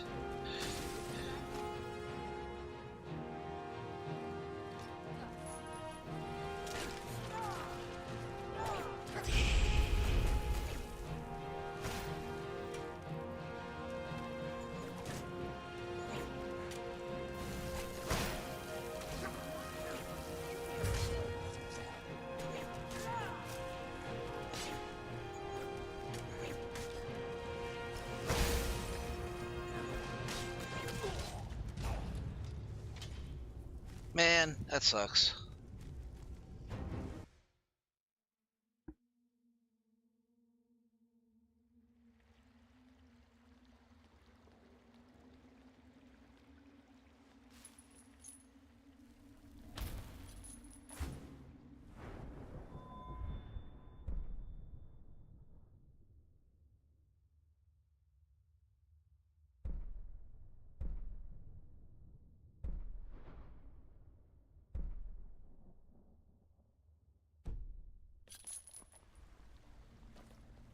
Hold on. Did you hear something? This really does work well on larger enemies, though.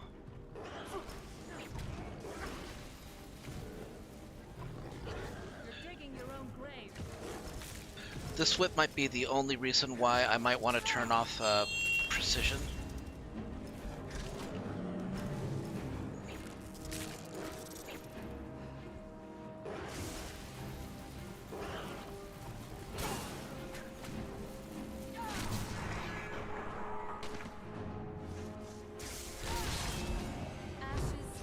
I bequeath to you a boot to the head.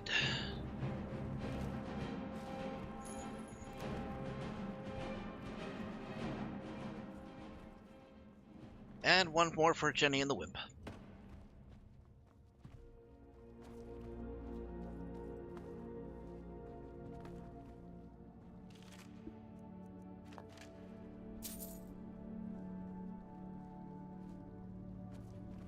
This feels like the right way. I was starting to worry.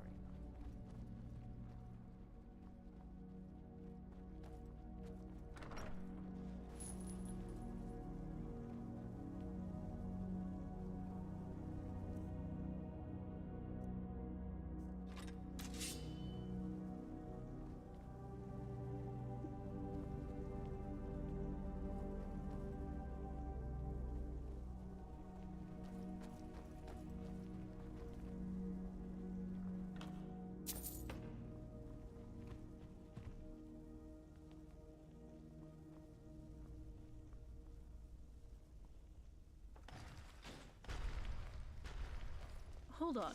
Did you hear something?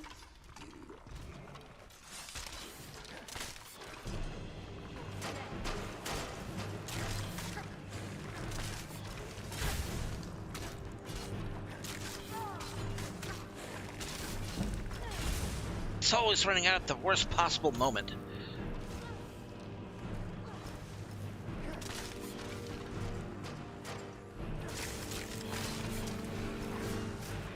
Here we go. Let's get this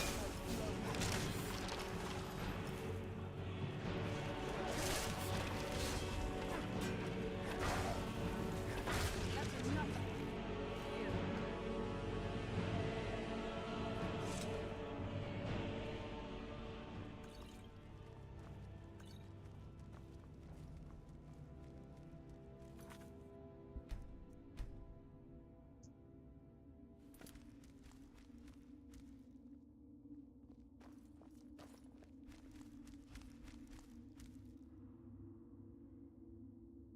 Okay.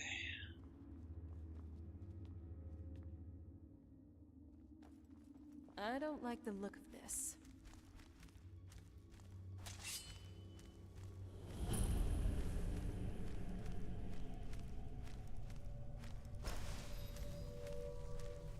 Who's there?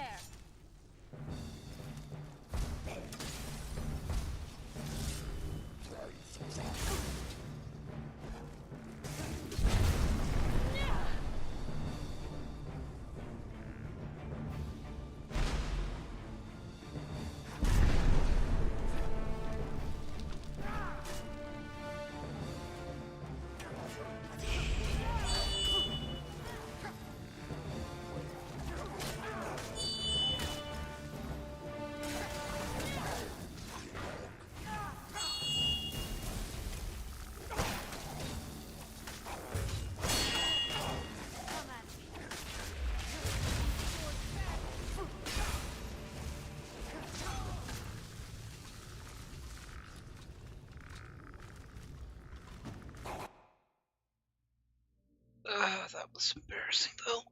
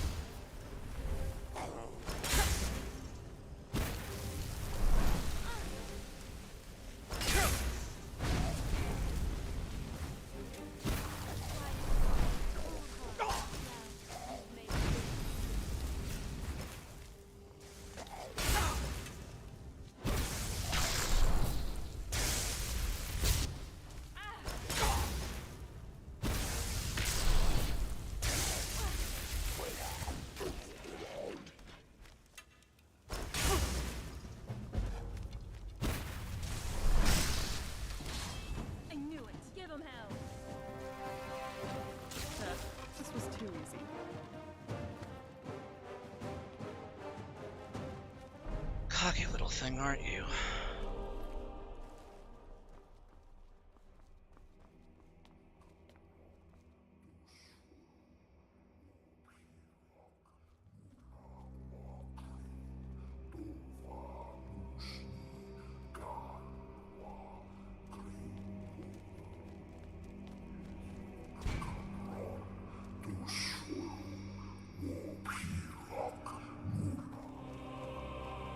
Is it me, or is there a distinct wolfish scent around here? What about it? You know what? Never mind. I don't get that a lot from the Nords here.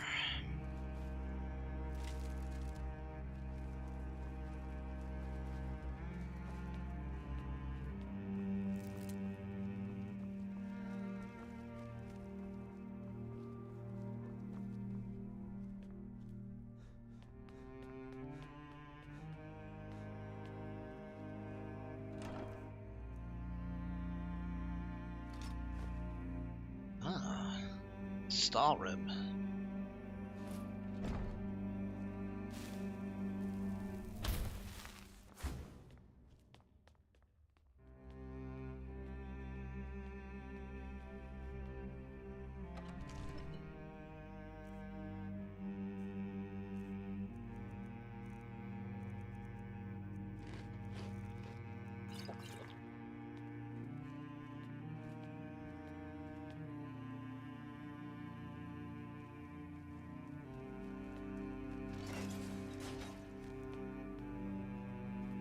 Is everything all right here?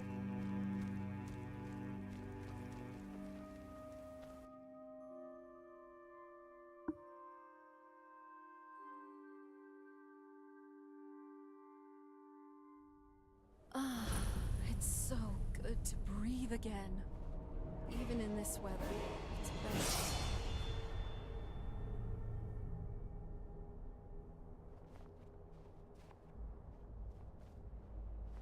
Breathe in that fresh Skyrim air. Whereabouts are we? Fort I'm no Dunst. fan of the sun, but it would be better than this. There is Fort Dunst up ahead.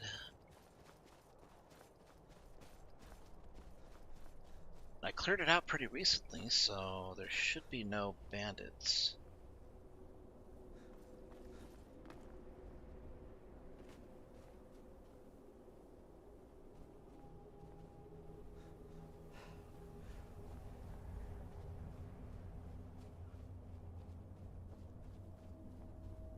All we gotta do is put a chair on the door and hoard the meat, and we should be fine for the night.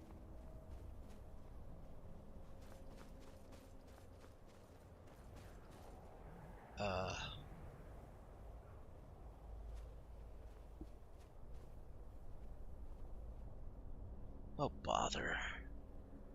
Did they add fresh patrols? Looks like they did.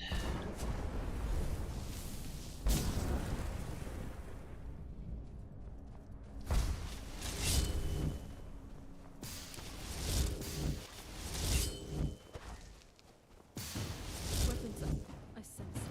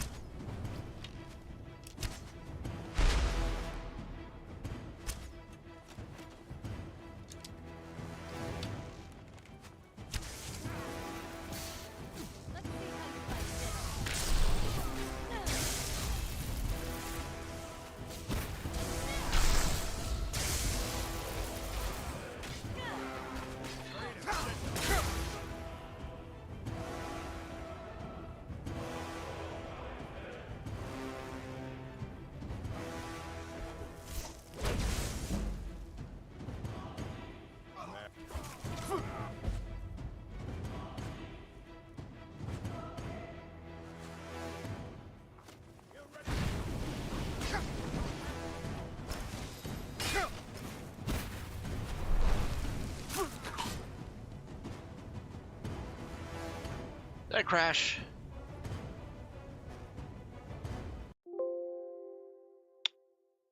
Yes, I did. Damn it.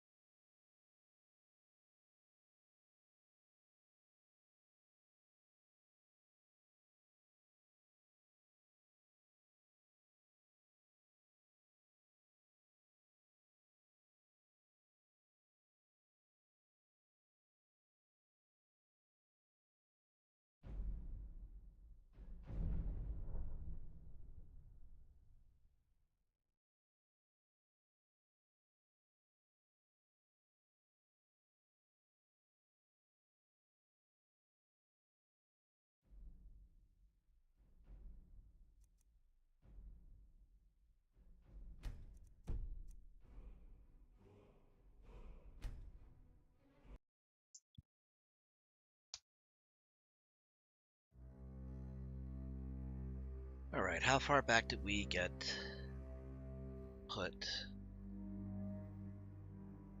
I think it was before the final... Yes, okay.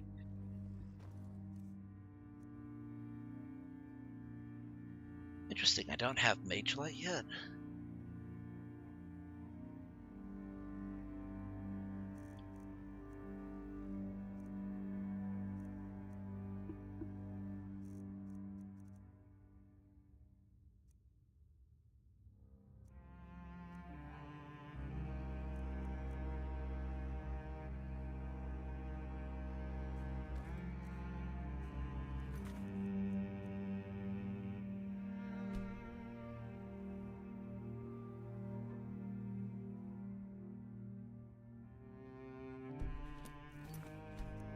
Being able to cast Oak Flesh probably could have saved my life.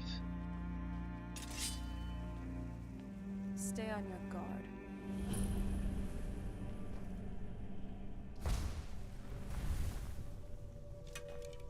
Hold on. You want something? There you are.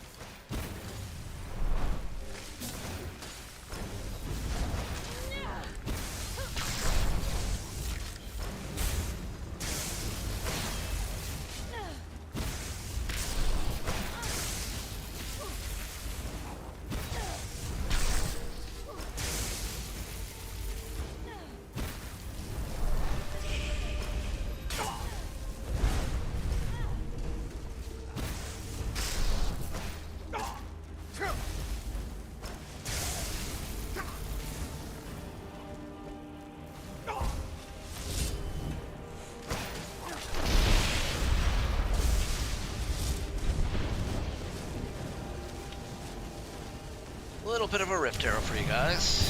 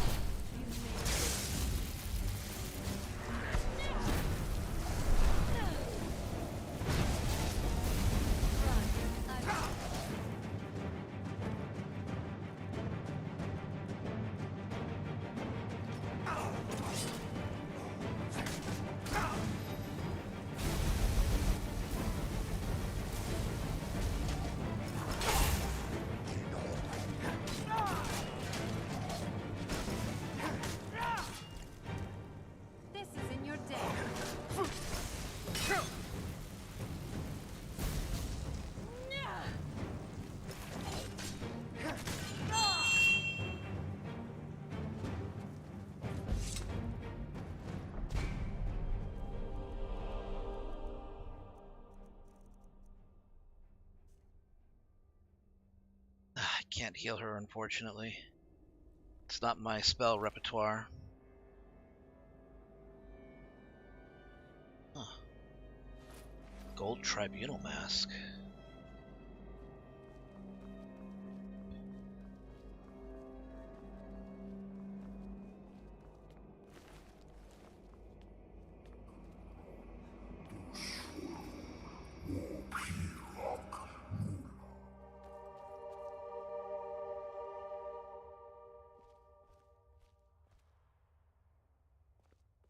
Hey, don't sniff me too much, alright? What? Alright. Alright.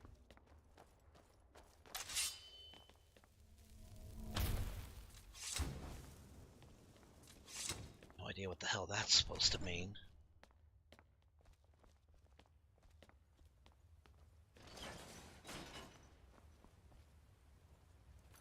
Okay, save here.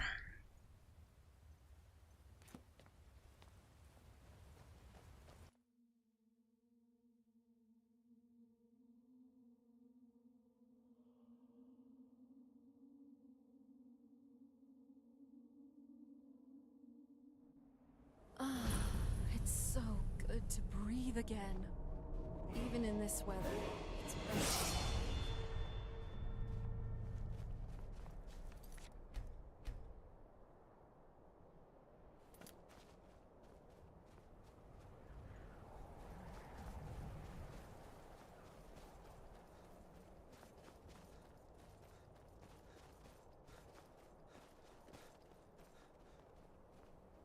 Okay, I'm still gonna go to Dunstad, Fort Dunstad to warm up and rest up. Plus, I need to eat.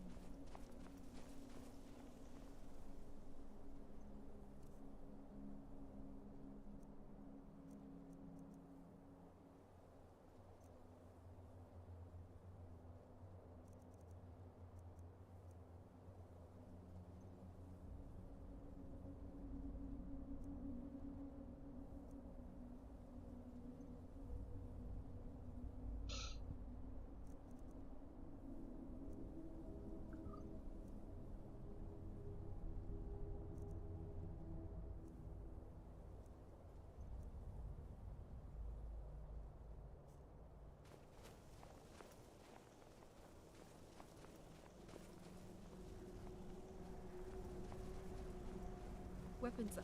I sense something.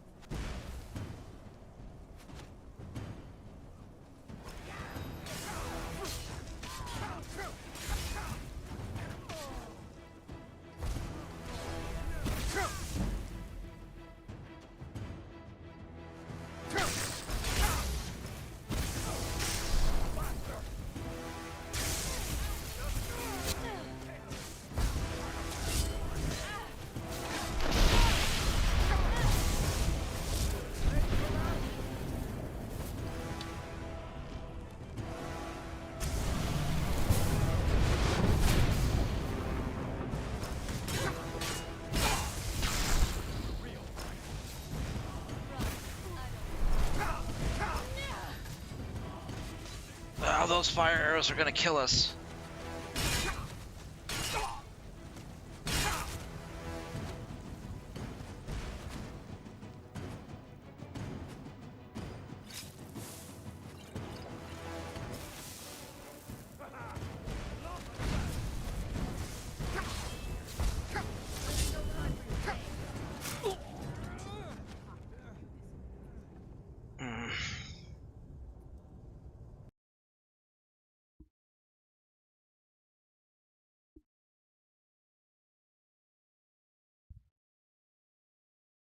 Okay, we have all the tools to be able to succeed in that fight.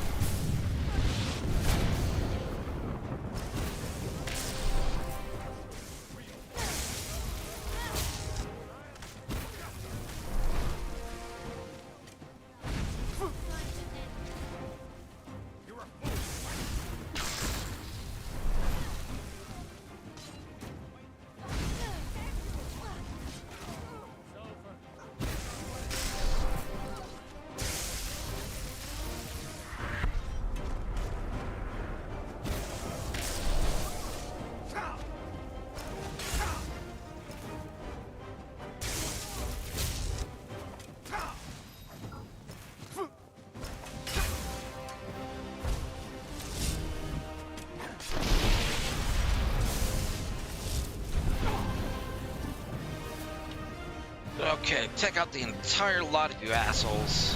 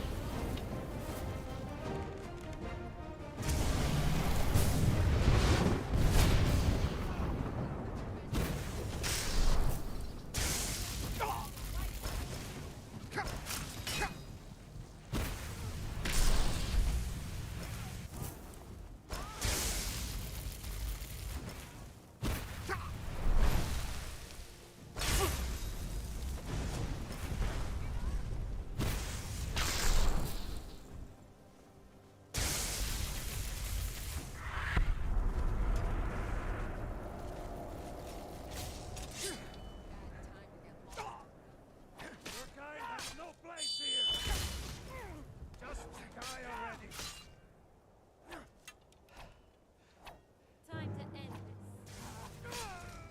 Done and done. I think I took a bad hit. I must say, the security here is kind of open. Not really enforced, when that's the point of They're bandits. You expect them to be that intelligent?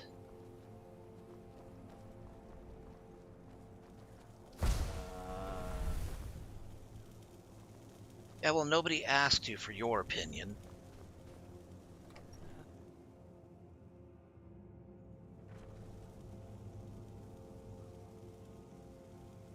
What the?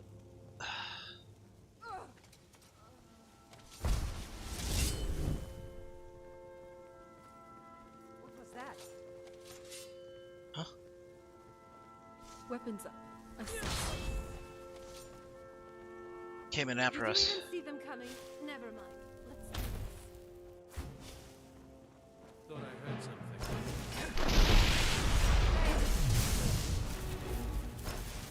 I'll never get tired of killing you.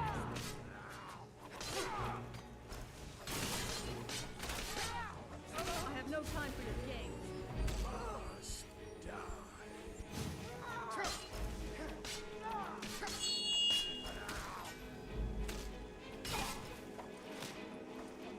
Let you die. I'll try and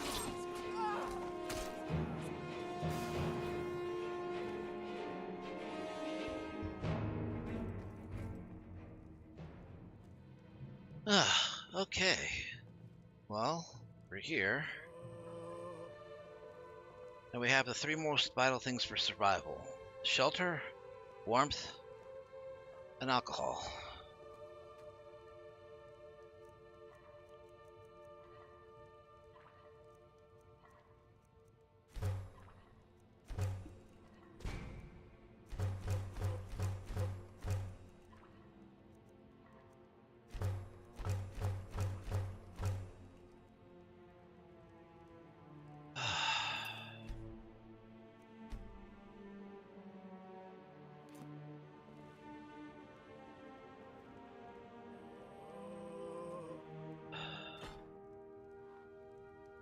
Alright, well, seeing as we only have the undead as company to speak with.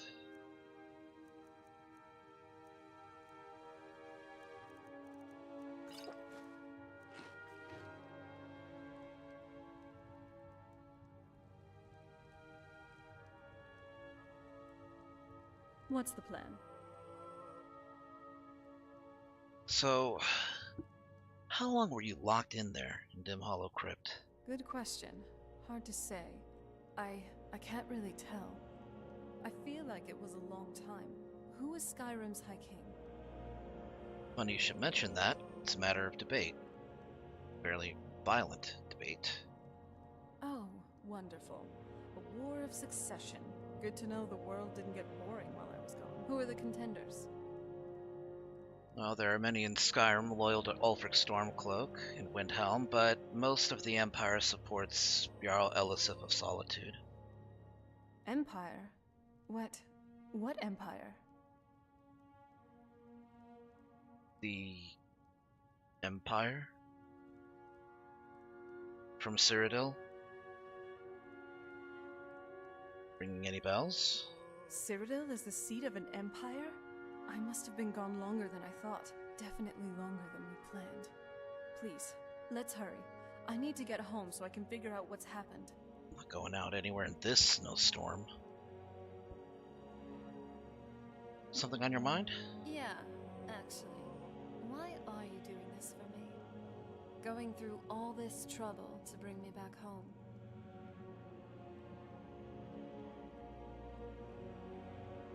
I don't know.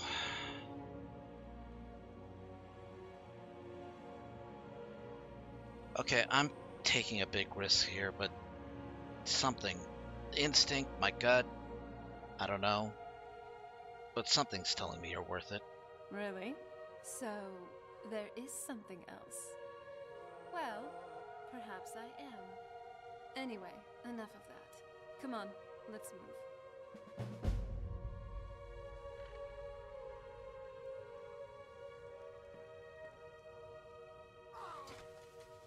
Hey, easy on the sniffing, alright? Hell is that about?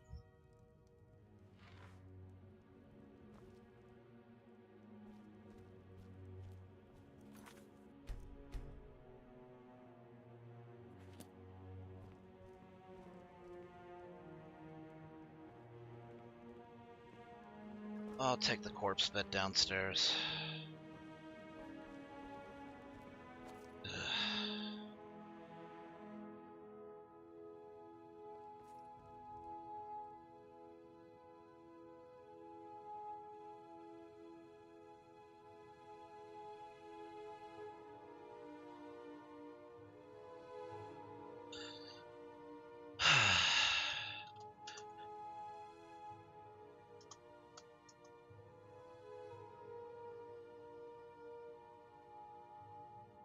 Either my reputation as a member of the companions preceded me, or this ease run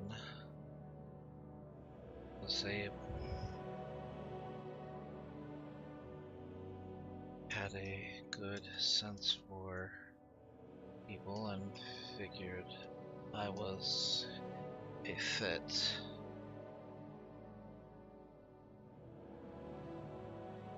He has a motley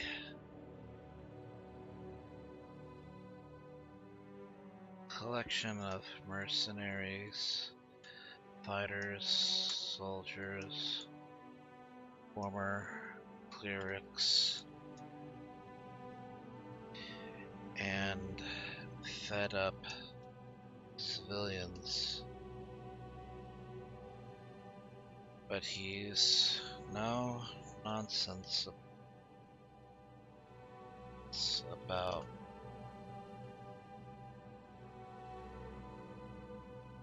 should preface this.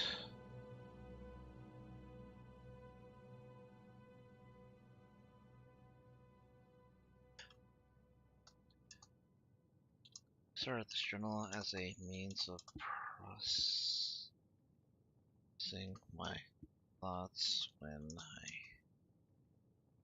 can't say them loud, or when writing would be a better medium for me to put the problem to. Mostly, I guess I use it when I'm confused, like now. Reached Fort Dawnguard on the 24th. My reputation as a member of the companions preceded me, or this ease run had a good sense for people and figured I was a fit. It's a motley collection of mercenaries, fighters, soldiers, former clerics, and fed-up civilians, but he's no nonsense about what he does.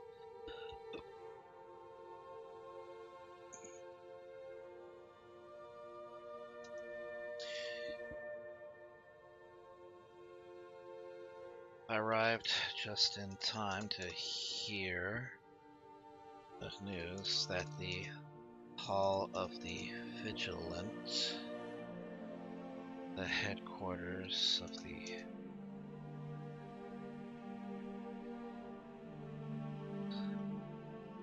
had been destroyed by a large force of vampires and its leader killed in the battle.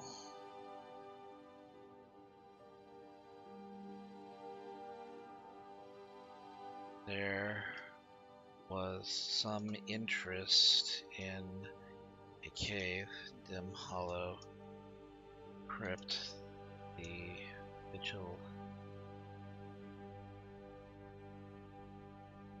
had been looking into, so Isran wanted me to follow up as he needed more agents in the field. Sure enough, when I arrived there,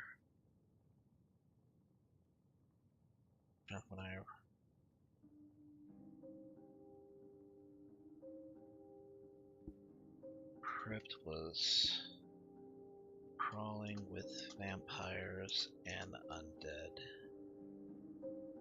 but not some meager coven looking for bodies to exhume and reanimate.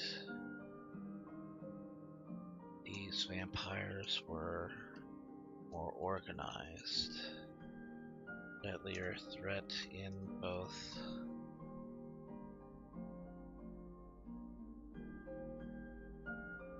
magic and melee.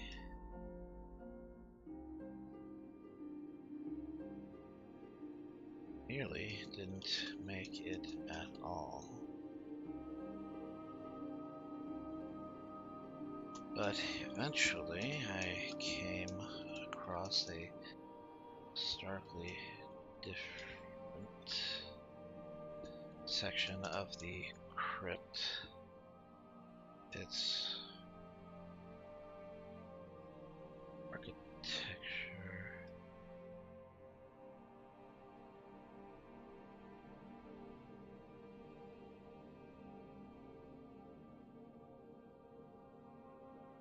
bearing no resemblance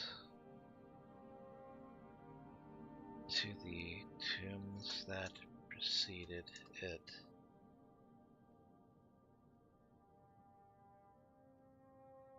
On a central island was a pedestal. Without thinking, I touched it and was rewarded with a spike through my hand. Blood seemed to empower a platform-wide lock.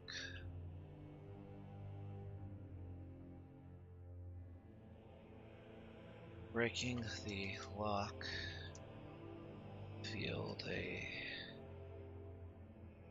strange sarcophagus.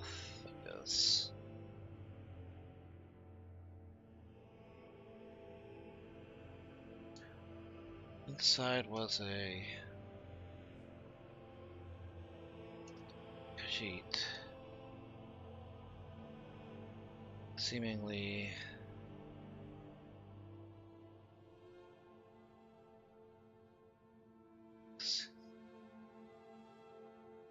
but for her eyes and fangs,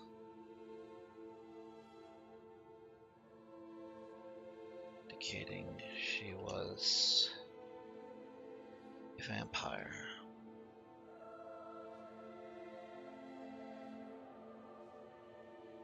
She made no attempt to attack me, likely due to being weak. Perhaps?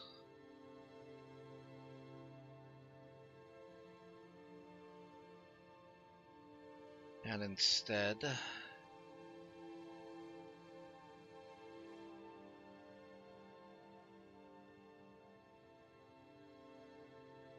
part that she had expected to see someone more like her.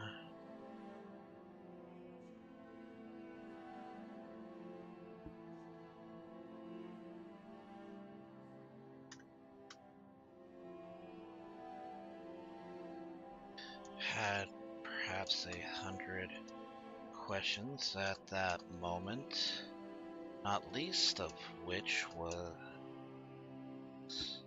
why she bore an Elder Scroll, or at least what I think was an Elder Scroll, on her back.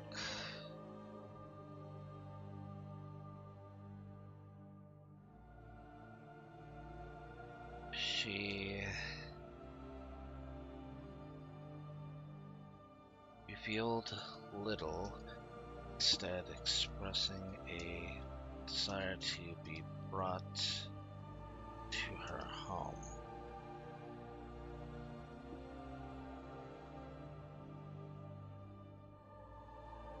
Not a pleasant place, it seems, but at least There she'll be safe.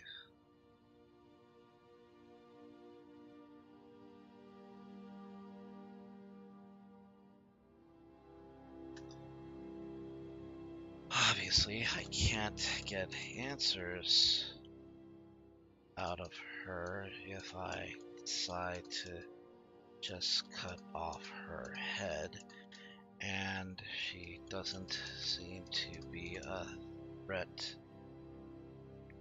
right now.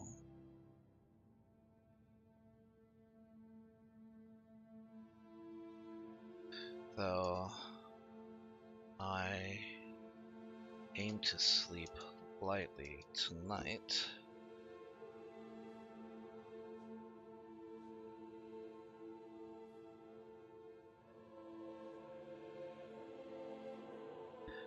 I can't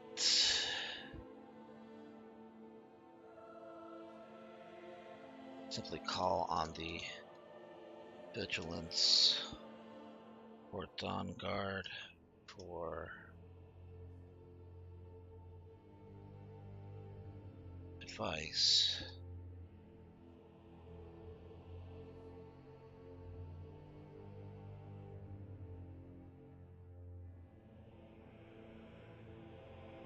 Suppose the most rational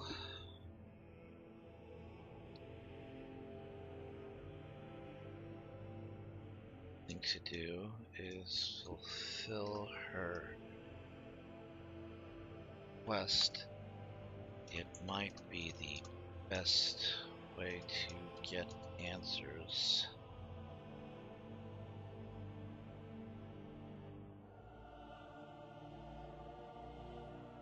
Like why she was sealed away with an Elder Scroll, who this Harkon figure,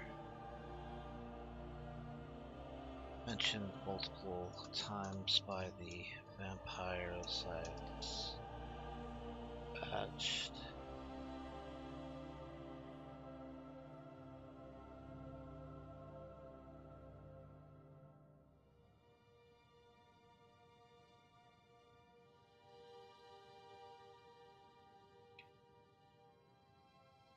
And why they seeking her, though they just as easily could have been seeking the scroll.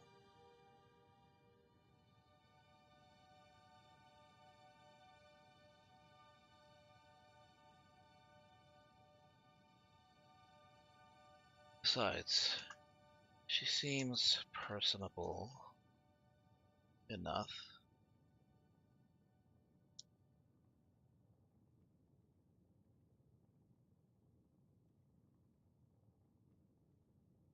Occasional jabs to my wolfishness notwithstanding.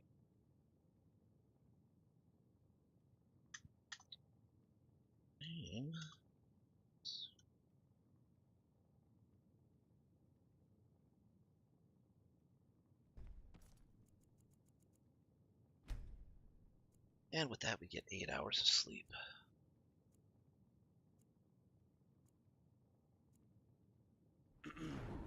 Level up!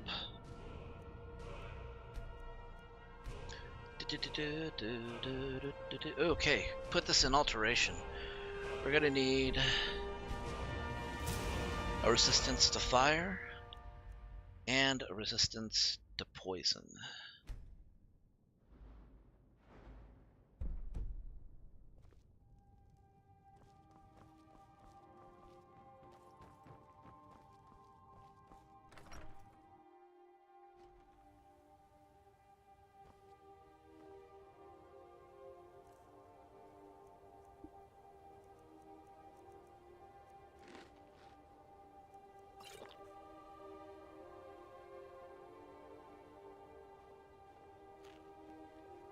Why are we even hanging around here? Your business here better be important.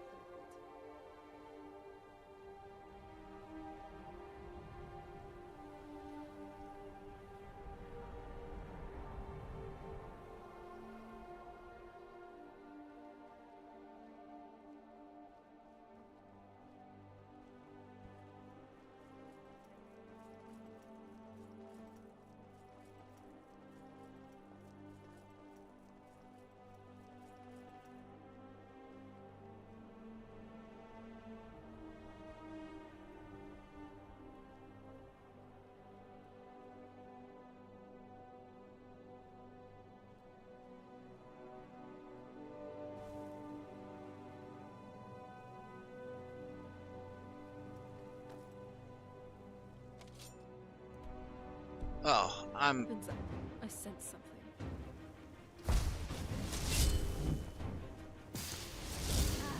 Close quarters it is then. damn it.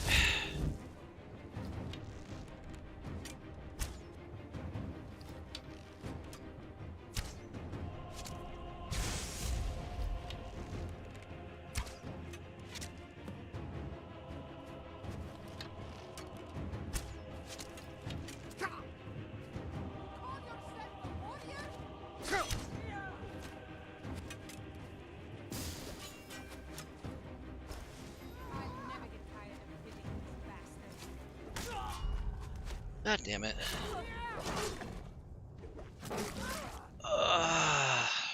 And like that, the diary entry is gone. Fuck! I had to rewrite that entire thing?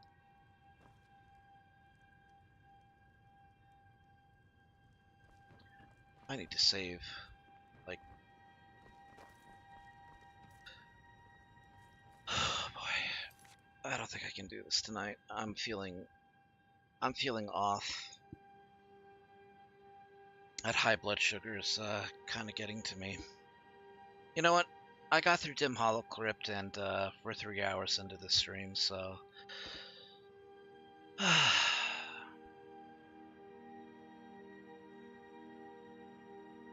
I'm gonna go ahead and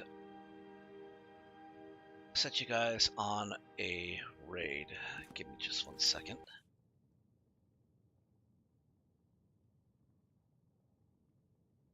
Alright, let me go ahead and...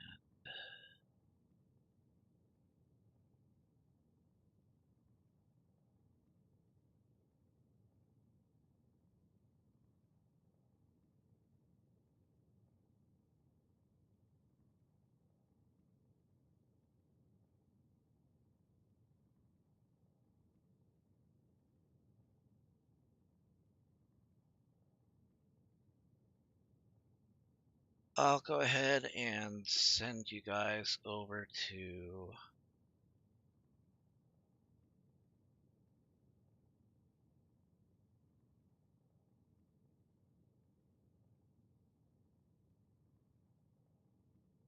I'll send you guys over to Thunder Bunnies, who is playing Fantasy Life, The Girl Who Steals Time. Alright, hopefully I'm gonna feel good enough for tomorrow. Tomorrow I will pick up the stream around about 4 and try to go on till maybe midnight. I might actually be doing some Helldivers 2 with some other people.